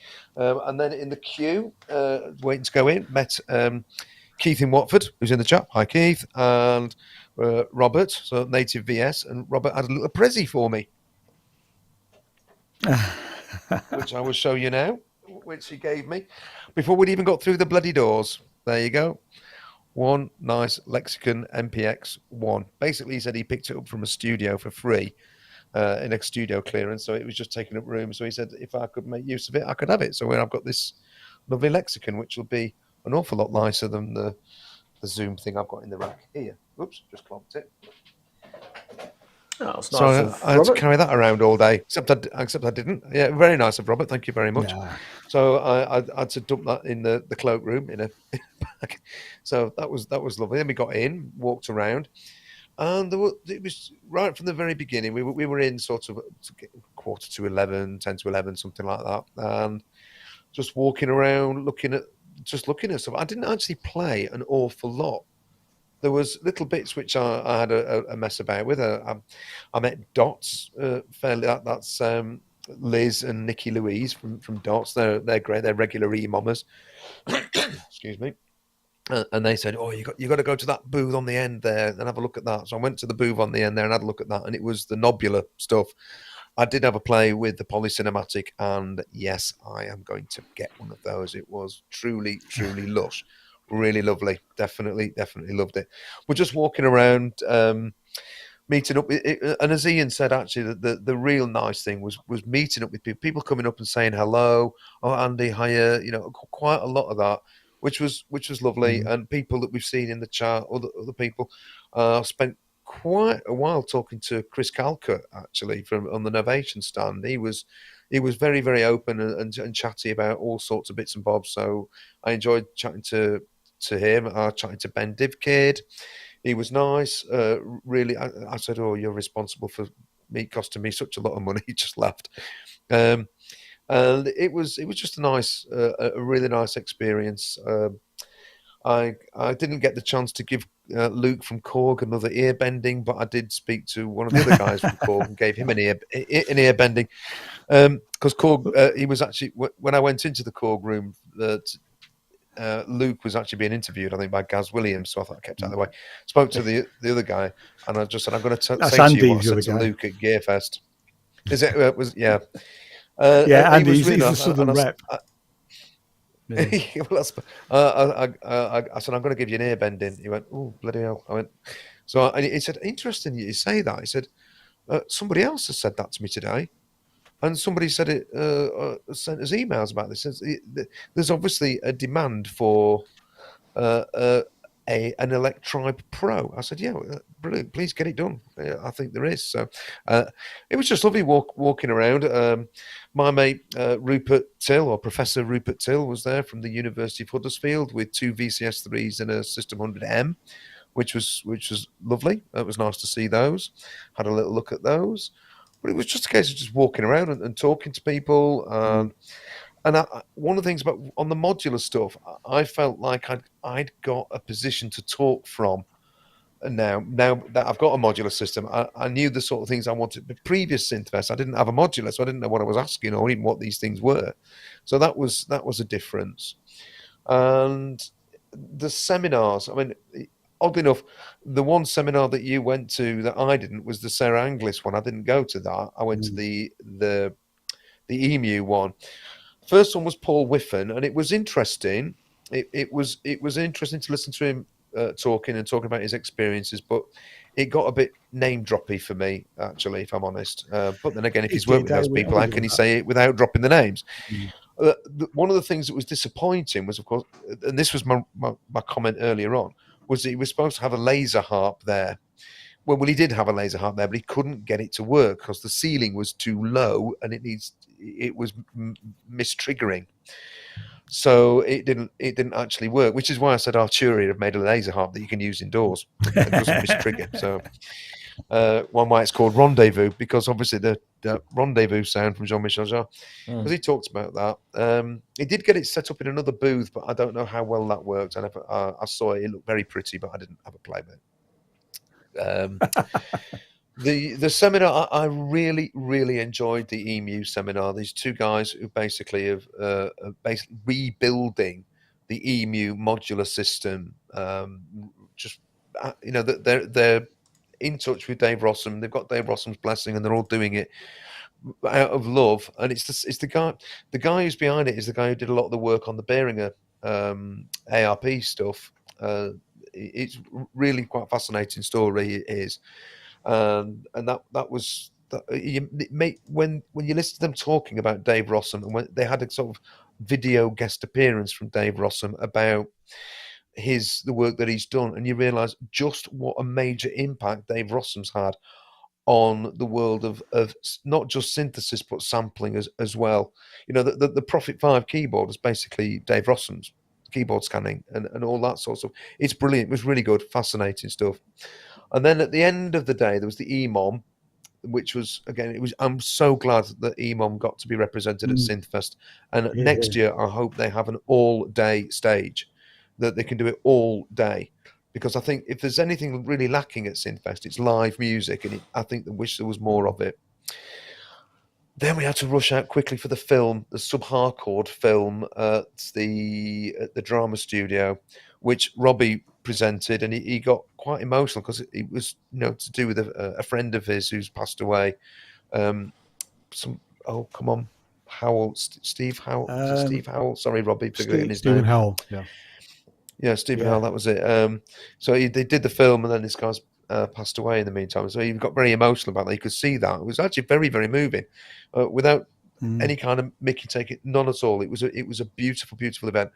The film was fantastic, really, really fascinating film. So if anybody gets a chance to see Sub-Hardcore, The Future That Didn't Happen, go and see it. It's an eye opener and really, really enjoyable. Yeah, it's a great And after film. that, we all went for a curry, which didn't happen, did it? Because all the curry houses on West Street have all gone. They've all become Chinese. We got, you can't do Chinese, Ian. So we walked up and down. I can't. Where's all the bloody curry? So we ended up in a Turkish restaurant, which was absolutely delightful. They were lovely, It was weren't they? great fun. That was They were. it was yeah. great. So there was Robbie, there was Edna, Graham's disco machine. Edna's disco machine, and Jim and Zoe, and me and Ian. Dave Walker. Oh yeah, Dave Walker, the man who fell into a painting. Dave, I kept calling Dave Graham. Dave Graham, and it was just Robert, lovely. And so really, ultimately, what you said, it was just the whole people thing, just meeting, chatting, talking. It was such a positive atmosphere. So next year, everybody, get your tickets and get to SynthFest, because it really is great. It was a really good day. Yeah, nicely said. Is it always going to be in Sheffield, or is it just is it changing locations each year? It's No, part. Sorry. It's a bit like the I was World just gonna Snooker say, it's always Championship. been- It's spirit. Yeah. Spiritual home. It's part of the broader, the wider Sensoria Festival, which is a multimedia mixed arts festival here in Sheffield that takes place over a week. And it's not a sort of Glastonbury type festival. It's all these different events that are coordinated together. The Humberston twins, Nigel and Kevin. Is that right? Nigel and Kevin Humberston. They're the main organisers of it. But Sound on Sound do SynthFest under that Sensoria umbrella. So I suspect, yes, it will stay. And actually, the Octagon is a great venue for it, really. It is. I mean, I know it could go to somewhere even bigger still, but it's big enough as it is. If it was any bigger, it might be overwhelming, but it's a nice venue. And I think actually being in Sheffield it's actually a good location for north and south. And east and west. Whereas if it was stuck in London, it'd be just too south biased, So I'm glad that it's in Sheffield. Yeah. Well, I'm a Sheffielder, so I would be, wouldn't I? Well, you could have gone in your PJs there, couldn't you, mate? I did. Nobody noticed, but I did. I was in pyjamas. Still had my slippers on. Yeah. No, that's really good. And so, yeah, I mean, there's people saying, oh, it would have been nice if, Modal were there, it would have been nice if blah, blah, blah. I think that there was probably a limit to how many people they could have there, because the space wasn't exactly unlimited, It wasn't like one of those venues where you could just add more booths on. I could tell, what was that concert that was famous in that they were talking about? Was it a Duran concert or something where they had they played in that sort of main auditorium section, which is circular, and they had some TV screens up the top that were kind of, it was, someone will tell us in the chat. There was something about that Sheffield location that I remember being famous in the 80s, about some concert being there, and it was a video, and they had TVs up the top and the roof that were sort of circular, and they played in the middle, and they had all the crowd around the outside. In the Octagon? Yeah, in the Octagon, yes. Like the Octagon. Yeah, someone will tell us what that is. It's an 80s. How long has it been there for? Since the 80s, hasn't it? It was fairly new. It's part of the University of Sheffield. So yeah. Yeah, is it Students' Union, isn't it? It's next to the Students' Union. I suppose it's part of it. Oh yeah. But, Because it is. No, I don't. It's not part of the student. It's not part of the Students' Union building, but it is linked. So yeah. Yeah. Someone was mentioning it on one of the YouTube channels, and I forget which one it was now. I was trying to sort of keep track of who I was watching, but it's all become a bit of a blur since then. Because there's you're not getting confused with the Human League performances Oh yeah, because they had television screens. Might have But I been. don't think they were circular. That was at Salter Lane. That wasn't at the Octagon. That was at the. They took place at the Arts College on Salter Lane, which is now gone. Yeah, but they were based in Sheffield, weren't they, originally? So Yeah, they were. yeah. They were. But it was at those early concerts were at the Arts College at Salter I Lane, don't think. which I is don't know now if it was nice a. homies for I well-heeled don't know if it was a people. concert. I think it might have been a video clip, like a music video. But they had people, dancing, and they were playing in the middle. know. I can't remember now. Sorry. Someone will No remind idea. me. It'll come to me at 2 a.m, like it always does. Oh yes. So in about 2 hours Actually, I for had you. a general question. When Yeah. you guys say curry, do you mean Indian restaurant or is this some kind of fusion restaurant? But basically, We'd when we say normally- going for curry, we tend to mean Indian. Yeah. Yeah. Because you have Thai curry, you have Yes. all kinds of other curries. So Yeah. Yeah, there are Thai curry and Chinese curry, but most people say they're going for curry. They mean they're going I'll tell for you what. Indian, If you guys have never tried it, try a Malaysian. Oh, it's lovely. Yeah, we It do. is We do have insane. that here Malaysia's too. good. They've got because I used to live there for a little while, and they've got these things. And I actually had it today for lunch, and I just thought, how timely. They have these things called roti, which are like a Oh yeah. kind of a special type of bread that they make. I've had this. And you Yeah, and I've you had and this. they're kind Dipping of sauce. It's very it's kind good. of flat, and you rip it apart and you dip it in the curries, and they have like lentil curries, or they have and usually it's served with a chicken curry. And the way they do it, it's all slow cooked. It's really really Roti good. prata. Roti canai, yep. Yeah, the prata is the Indian way, and the canai is the Malay way. Yeah, because in Malaysia We're you've back on got Ranzee's cooking show, aren't we? in Malaysia you've got you kind of have you've got your three main type of cultures there. You've got the Malays, the traditional indigenous Malays, and you've got Chinese Malays, and you've got Indian Malays, and so all those cultures kind of fused. The cooking's kind of sort of crossed boundaries, and they they've got some really really nice food. But yeah, where I live, we're not far. Like by plane, it's a 5-hour flight from here. In Australia, a 5-hour flight is short. Yeah, sure. Short Just haul, so you isn't it? guys know, right? Because there's lots of ocean around this country, and so it's just literally up the Indian Ocean, and you're kind of there. We actually use a lot of Malay words. Like amok comes from their language. Amok, Like yeah, run amok. yeah. What is it? Selamat datang and terima kasih, and all those Malay words. And I'm probably completely butchering it because it's been a long time since I've lived there. But anyway, if anyone in Malaysia is watching, big hello to you. Yeah. Well, guys. That's not far away. 'Cause he's in Thailand. Yeah, I was going to say. I was just going to say sorry. You go first. Sorry, Ian. go, Rance. I was you just go. going to say apologies for. I was trying to dial in from SynthFest last week, but we suddenly worked out that there was actually no upload at all because we tried your friend Dave's because he had 5G, Andy, and there was literally nothing. We couldn't get any, and I think it was you who said that because they sometimes use that building for exams, there must be some sort of block on. Yeah, they might have sealed it. Yeah. You could download, but you couldn't. Yeah, you couldn't upload. They might have Robbie jammers. and Dom. Yeah, Robbie and Dom found one little place like on the stairwell. I think it was where they were filming from for Pro Synth Network. Yeah, I used to remember that, like, because when I was doing my postgrad stuff that I was talking about a couple of weeks ago, I remember doing an exam and I had to text my wife something, and I couldn't get any mobile reception at all, and it was inside the lecture room, and I reckon they do have some sort of like Wi-Fi jammers or something. Yeah, absolutely. York University's got it all over the place. Yeah, so any lecture theatre at York University has got a Wi-Fi jammer in it. Oh, well, doesn't matter. We, the thought counted, and we appreciated it.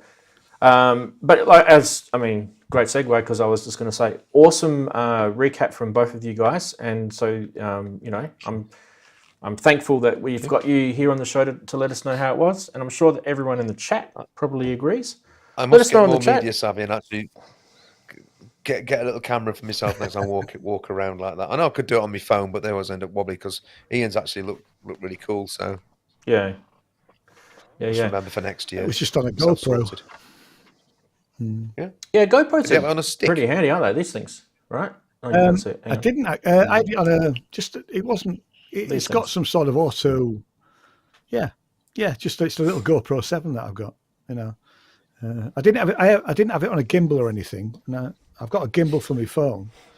But It's a pretty wide field, so that but helps a lot. Yeah. So Yeah, They've so got it inbuilt didn't look too stabilization bouncy. in them too, Ian. Yeah, So and I think I had that switched what model on. do you have?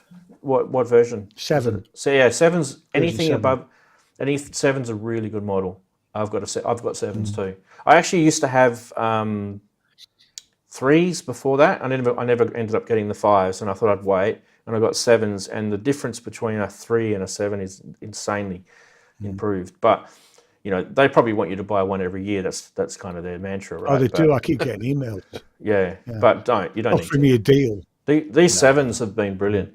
They've been really good. They're 4K. You know all about it. So yeah, and they've got HDMI out, so they can plug into your little A10 minis and all this sort of stuff. It's really cool. Getting nerdy about cameras. Yeah. So today we'll just kind of wrap it up. We had a little sort of look at the Make Noise Mimeophon, a second-hand module that I bought, which was my birthday present, which I thought was interesting. What did you guys, just as a sort of segue back to that, what did you guys think of that module? Is it interesting? Is it not your thing? Or They're always cool, those things. yeah, did I sort of dispel a bit of the the craziness? You know, the designs of their module. They just look a little bit sort of Did you hard. consider the Echophone, the older one? Yeah. Because I almost got one of those. I looked at Echophone first, then Mimeophone. Then I just spent money on a Morphogene instead. Yeah, well, see, the Morphogene is more I've got the Magneto. It's more of a sample thing. It's I've not got the same thing. Yeah. I've got the Magneto, so I don't really need the Morphogene. It's kind of cross pollination. But yeah, one of the big things that I think a lot of people sort of complain about with Make Noise is some of their designs. I like them. I reckon it looks like draftsman sort of handwriting, but some of their designs might be a bit sort of hard to follow. Fonts, yeah. Yeah, but I actually, I find them, once you actually work out what things are which, it's not that hard. It's really not. But yeah, to someone who's untrained, yeah, no different to, I mean, even clouds like next to it. If you don't know what some of these things do, like for example, you've got to press a button and then scroll through the lights, and then your blend knob is the thing that changes what it's in. You'd never know that without reading the manual. So this, modules suffer from that sort of stuff all over the place in eurorack. So yeah. And then we played with the Timberwolf. That was fun. And it's really just me being a bit of a larrikin, right? Having a bit of fun. But yeah, you really do need to be reminded just how bad design this was. It really was bad. If it had, Kent's going to let me his. look, if it said to had, Kent, if it had more controls of that analog synth engine, it would have been a killer synth. It really would, because the whole idea of the 4 voices, in a way, it kind of headed towards the SEM territory, right? With the 4, the SEM 4. Like this thing could have been killer if they wanted it to be. And one of the reasons, so everyone asked me, why did you really get it? The truth is, one day, if I decide to get off my butt, I may look into seeing if I can hack it, because surely underneath here where the circuits are, there's got to be some things in there that you can hack and mod. And I haven't even, someone's probably going to say, oh, have you looked at this website or whatever? I haven't even looked. So at this stage, it's pristine. It looks all fancy and new. But one day I'm going to hack it, and I would be surprised. Someone will hack this, like Devilfish with the 303. Like someone will hack it, and they'll go, "Wow, look at this can do," and then everyone will be like, "Oh, I should have bought one of those." Timbre was a perfect lesson in resting on your laurels. They just took the circuit right out of the Rhythm Wolf, and just put 4 of them together, and super lazy. Yeah. They could have added some more to it. Yeah. So technically, if you've seen anyone hack a Rhythm Wolf, you could probably apply the same hacks to a Timberwolf, right? Technically. Yeah. Could be. So yeah, and other than that, there's been nothing new here from my world. I don't know about you guys if you're getting new gear in, but I kind of, like we mentioned this last week, I'm probably going to have to sit on the gear that I've got for a while. I might have to move some of it on. I don't see, with the way prices are going and stuff at the moment, I don't see anything new coming in here for a while, unfortunately. Yeah, but it's not a sad thing. It just means I get to play with my gear more.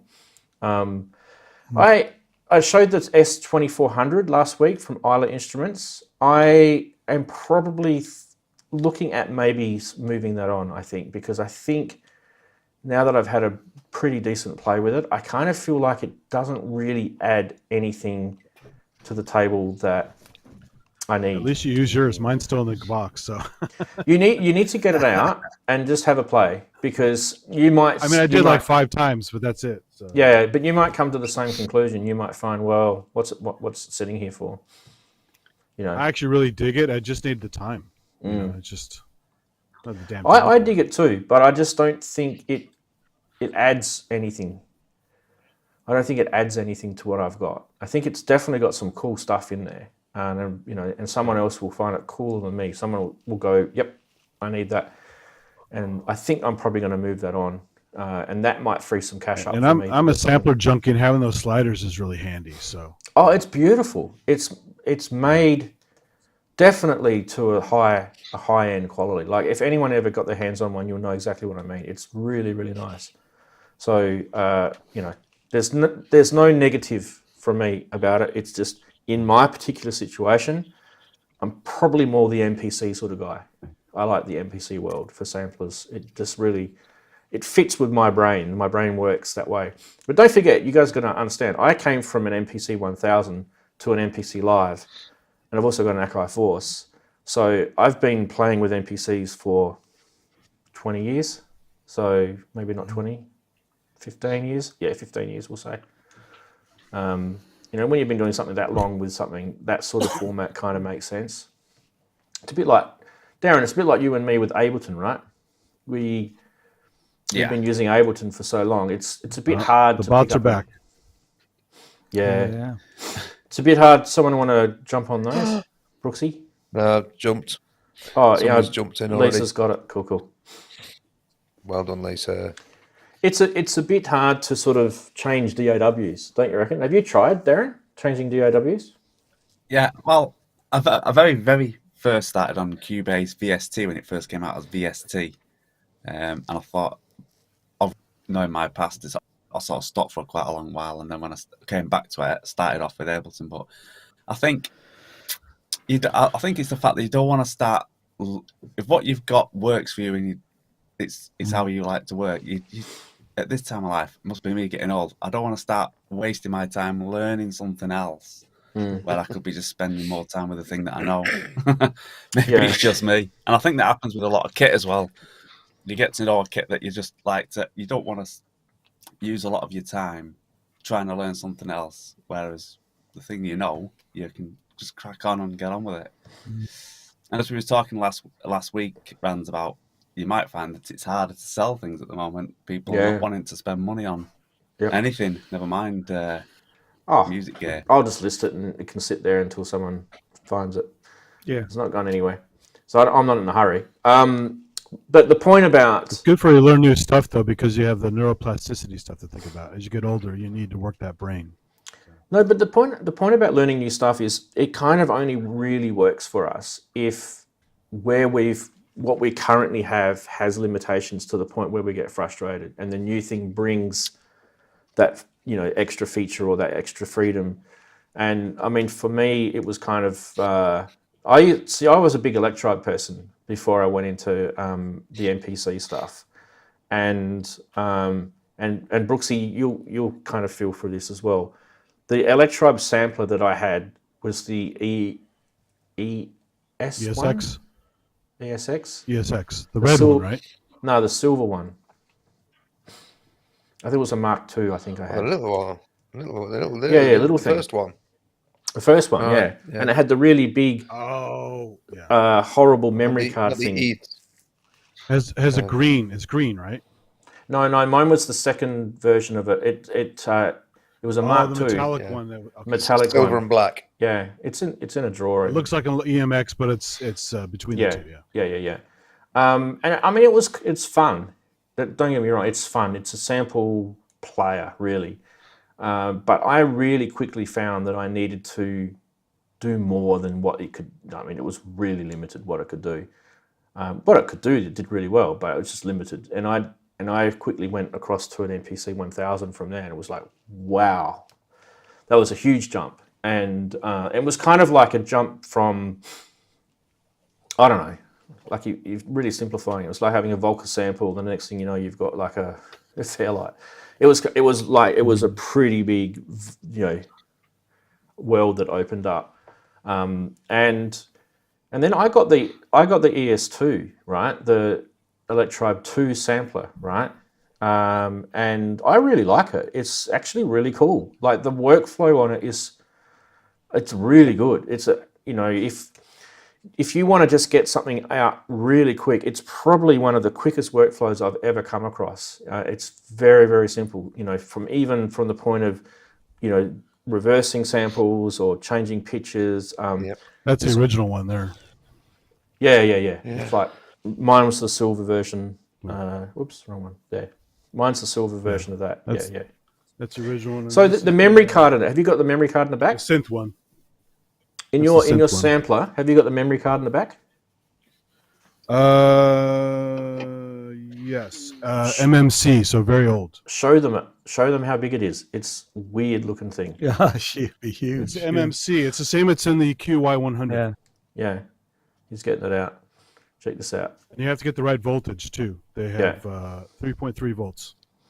And I think you've got to format them a certain way these days. And if I remember rightly, I think the only operating system that will allow you to format it properly is Linux now. Because I don't think a Mac might be able to actually, but I don't think Windows will support it anymore. So you have to use something like Mac or Linux. It's just a FAT format, right? No, it wasn't. No, it wasn't.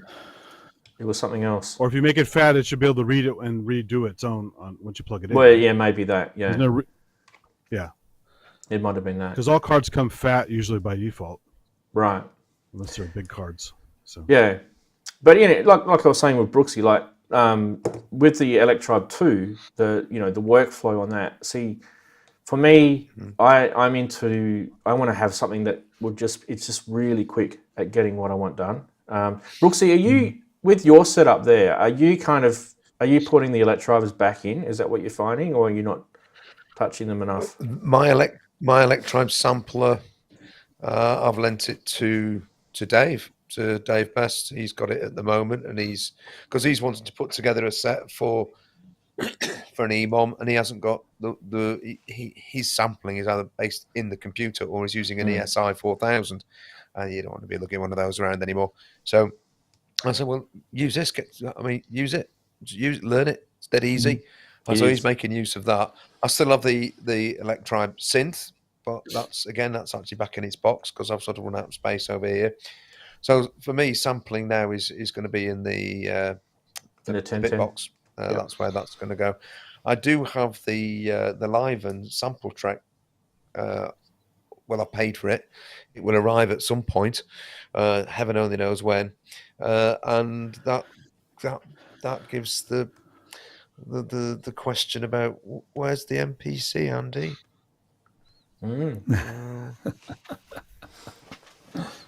I mean, if it's not working for you, move it on. I'm going to. The Electribe 2 can actually swap the firmware. You can make the synth to sample in reverse. So yes, you can. Yeah, you can. I haven't done that. I'm quite happy for Dave to use the Electribe sampler for now. But I mean, there are limitations with the Electribe samplers. You can only have 16 samples for any particular pattern. You can't have multi-samples. So on one track, you can't have a bass, snare, hi-hats on our track. You've got to have a bass on one, a snare on the other. It's really irritating. But that's the beast itself. But like you said, it's really, really quick. Yeah. like just a little Yeah. sort of. It doesn't take up hardly any room. You can battery power the thing. With its limitations aside, if you had a bigger sampler like an MPC next to it, for me that's what I like. You could have one little electro sampler sitting next to it, and you could just have it as secondary duties doing firing off little sampley things in the background. There's some cool things that it can do that are just really easy to get to. Whereas, in some of these bigger samplers like the MPC, it's a bit more convoluted to do that sort of stuff because it just does so much. It's like a DAW in a box, and you can get a bit lost in that sort of convolution of the operating system of these things. And When it comes to sampling, this one's a lot more fun, even though they made fun of it, the beat thing. Yeah. Battery powered. Jog has they never finished the firmware on it, the though. sides. It works fine though, problem. and it's chock full of samples. It's really easy to use.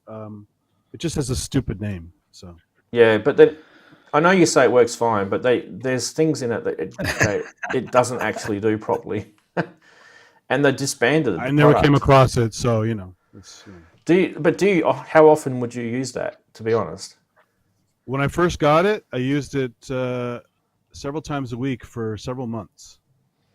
So it was portable because I use it in my car at lunchtime, make jams in the car.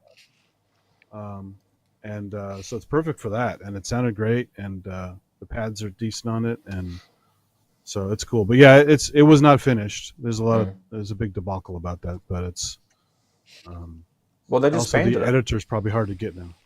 That's the Well, problem. yeah, exactly. But the Beat Kangs also made samples for the Zoom Street Box and some other stuff as well.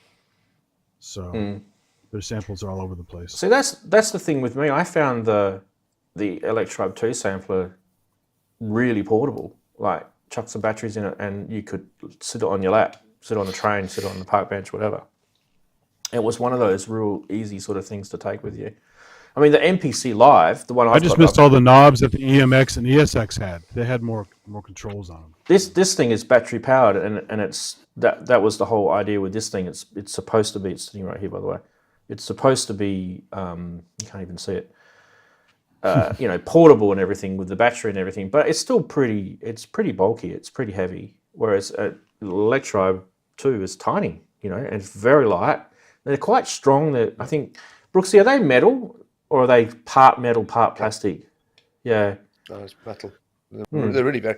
The Electrobe 2s, when you actually pick them up, are remarkably heavy for you. Wouldn't think it when you look at it. You pick it up and go, bloody hell, there's weight in that. They're hefty pieces of kit, and they're really well made for the Korg gear. So they were very much. It's like the SQ64. It's a hidden weight in there. It's heavier than it looks. What would be really cool is if Korg had a little look at that firmware on those Electrobe 2s and just fixed up some of the little things that people were annoyed at. I reckon it would just be such a cool thing for them to do. They'd get so much love from the community if they did it. Make it work. They may. You never know. I mean, they do some. From all of the larger electronics companies, they do some quirky stuff from time to time, and they'll do them. I mean, whoever thought they would revisit the 700S, and stuff like that. So they do. They do come out with things that are left field, and going back and looking at that might be, the fact that if they ever watch this, and Andy ranting at Luke about it, Luke has got a hot wire to Japan, so yes, you never know. It might be something might happen, So you still sell the Electrobe 2? Yes, still for sale. Yeah, it is. Yeah, I'm going to say I have sold them. They're red and blue now, rather than black and grey like mine. Yeah, they are. Yeah, Mine's black. They come up with a workstation which is called Liverpool with the Beatles drum tracks in. For God's sake! I mean, that's how. That's the quirkiness. I mean, actually, I should have bought one of them because they were literally flogging them off. Oh, what was that synth? Peanuts. But the thing is, they made that synth. What was it called? The Oasis, right? But they actually made two versions of the Oasis. And the one that everyone knows is actually the corrected one where they got Stephen, the Karma guy, in and all that sort of stuff. But Stephen K. But the one that they originally made, the one that was, I think it was, did it precurse the M1? I can't even remember when they made this prototype. It was really quirky. It was really quirky. And I think they just had these very, very big ideas, and they just didn't really know how to get them to go together. And you got to think, like, Korgs, just go watch that thing from Alex. But Korg were pretty small in terms of like an engineering department. Compared to Yamaha and Casio and Roland, they are small still. Yeah, They only have a few people that actually do the design and the engineering and that sort of stuff. So they pump out a hell of a lot of stuff, considering their size. And if you wanted to have a race, like in terms of how small they are as a company, but how successful they are in terms of what sales they get, it's pretty impressive. Like look at the M1, how successful that was. The MS-20 was successful, really, in its day as a mono synth, and still is. To be fair, they still sell those as MS-20. Micro Korg still being sold 20 years on. Yeah, It's crazy, that, isn't it? All the Volca stuff that they did with the monotribe Volcas and all that was, the reintroduction of all the analog stuff. That was really successful for them as well. Electro had like 4 versions of Micro Korg, with the original still the most popular. The original is still the most popular. True. Yeah. I've got the one with it because I had the original and I sold it, and I got the one with the speakers, which I never use. But it does give you extra patch memory. What's that one called? Is it the Micro Korg R? XL? With the XL? XL? No, it's not the XL. Hang on a minute. It's the R. Micro Korg R, I think it might. Yeah, that's the one I've got, Brooksy. Same as you, mate. Have you still got your microphone for the it? original one. Yeah, but you should see it. I've got the S. It's more nicotine stained than the bottom of an ashtray. Yeah. I don't know why it is. It's just horribly yellow. It's disgusting. So I've hidden it. Yeah. Yeah. Well, I had the original, and I gigged it for years, and it became very bashed, and I flogged it off, and then bought the S. It's the S is the one that I've got. I did this video on the arpeggiator of the Micro Korg. And it's one of the most popular videos I've done. It's weird. It was really, really quite a nerdy video from me. Half the world's got one. It was popular because, I don't know, maybe people don't know how to use it properly. But something like 350,000 units have been sold, isn't it? It's amazing. Yeah. Oh, yeah. But it sounded good. I like your old JDXI videos you did. I learned a lot from those. The which one? The JDXI videos you did, I learned a lot from those. Those are good videos. Oh, really? Wow. Yeah. My videos usually suck. I mean, when I first got it. My videos are like just really nerdy. Like, well, that's the thing. You had some tricks and stuff. You dug through the menus, and you had some fun stuff in there. So yeah, that's the sort of thing I used to like to do. Find things that aren't mentioned in the manuals, or find things that either the manuals don't talk about properly, which is one of the reasons why, I don't necessarily, when I say this, I like Behringer stuff. I like Behringer stuff because they don't actually, write very good manuals for their gear at all. They're terrible. Right. But there's so much that these things can do that just really people need to know about. Look at Roland, where you have a fold-out paper now. You don't even get a proper manual. Yeah, exactly. It's terrible. It's terrible. So, none of us get paid for this, so, it's one of those things. Right, anyway, I'm going to wrap up the show because this is what comes with the bitbox. One sheet of A4 paper, and it's like, okay, so it tells you what to do to switch it on and what the sockets do and the dials. But the manual itself is 100 pages, which if you have to download it. Yeah. I just think, oh, God. Because I hate looking at them on the screen, so it's another one I'm going to have printed out. Mimeophon's the same. Just go YouTube videos. Yeah. Well, yeah. I've been he's good. Yes. I've been digging into the Roland TRS-8 this week, obviously. And their online manual is great because it's interactive in the sense that you you click on the bit that you want, and it'll take you straight to that page on the PDF.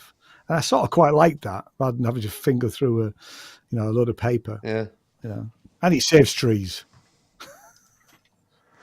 I was just reading true. the bottom of my Mimeophon manual, and it says that if I have Mimeophon serial number 6339 or higher, I might have to do a firmware update. And I'm just thinking to myself, I wonder if mine's below that, because I've got a little, the noisy problem with it. Maybe it's a little firmware update. And if you ever want to know how to do the firmware update on the Mimeophon, you actually have to play, like with the Korg Volkers, you have to play audio through for it to do. You have to set it up with holding buttons down when you turn it on, and you've got to It's like a modem, right? Yeah, like a modem. Yeah. So yeah, right. Well, looks like I'm doing a firmware update tomorrow on the Mimeophon. Guys, Darren, you got some videos coming out tomorrow, or one video? No, probably not. No, I've got the third one in the trilogy of those backwards, but it won't be out tomorrow because I've not done a video for it yet. So the track's finished, but I don't think I'll have a video in time. So it'll have to be the next week to finish off the trio of. So if you haven't seen last week's backward once more, watch this. Then watch that one. It's great. Then, They're really good, Darren. They're always really good. Yeah. Really, It pisses me off. it'll be the week after. Brooksy's jealous. No, don't Really? like I said, you're playing No, live, so I don't know. I just sitting there and I don't know how. about. Yeah, but I don't know how you are so prolific after you've done a day's work. And let's be honest, your work is probably quite physical. Mine is physically and mentally draining. When I get in from work, often I'm fit for them. No, yay. That's the difference. I don't know because you're mentally think, and while I'm working, all I'm thinking about is what I can do. So when I get back, usually, not all the time, but usually I have ideas. I've not been, I've not been. Right. The only problem is it doesn't mean I don't have as much time in the studio. So when I do get in, I have to crack as much stuff down as at least to remember. So when I come back to it at a later date, I can write the track that I wanted to write in the first place. Go back probably 100 episodes or something. We had Berg on. You guys remember Berg? And we talked about writer's block. And he was talking to me about it actually recently. He's still been suffering from it, but he's been doing a collab project with another guy, his brother actually, and but that's helped him with writer's block. But that live stream we did a while back now with him, there were some really, really good points in there. If that ever helps, because I've actually rewatched that myself to sort of think, hang on a minute, I've got writer's block. We talked about that. Reverse things, that's what I do. Freeze things and reverse them backwards. Yeah. Or If it sounds crap, just reverse it, and it's something that's going to sound good. Yeah, that's right. Everyone needs a pack of oblique strategies, don't they? Really, Yeah. Oh, okay. Yeah. Well. Yeah. The what is it called? The baffling of the brain. Like you've got to sort of shift it somehow, and then it forgets what that rut it was in, and you go back and you think, okay, I'm refreshed. It works. And speaking of being refreshed, I'm not going to be refreshed tomorrow if I don't go end this stream. That's for sure. Yeah. Guys, go get some synth stuff done and press record and enjoy the rest of your weekend. Thanks to these gentlemen here. Always a pleasure to have them on this show, and I'm honoured to have them here because they give up their free time to be here, and there's no reason other than to be and sleep with you guys. Yeah, and sleep from Andy's point of view. Wow. Yeah. So Go back to bed, Andy. wave goodbye, boys and girls. Good night to everyone from me, and enjoy the rest of the weekend. Everybody. Take care, everyone. Toodles. Take care. Bye. Take care.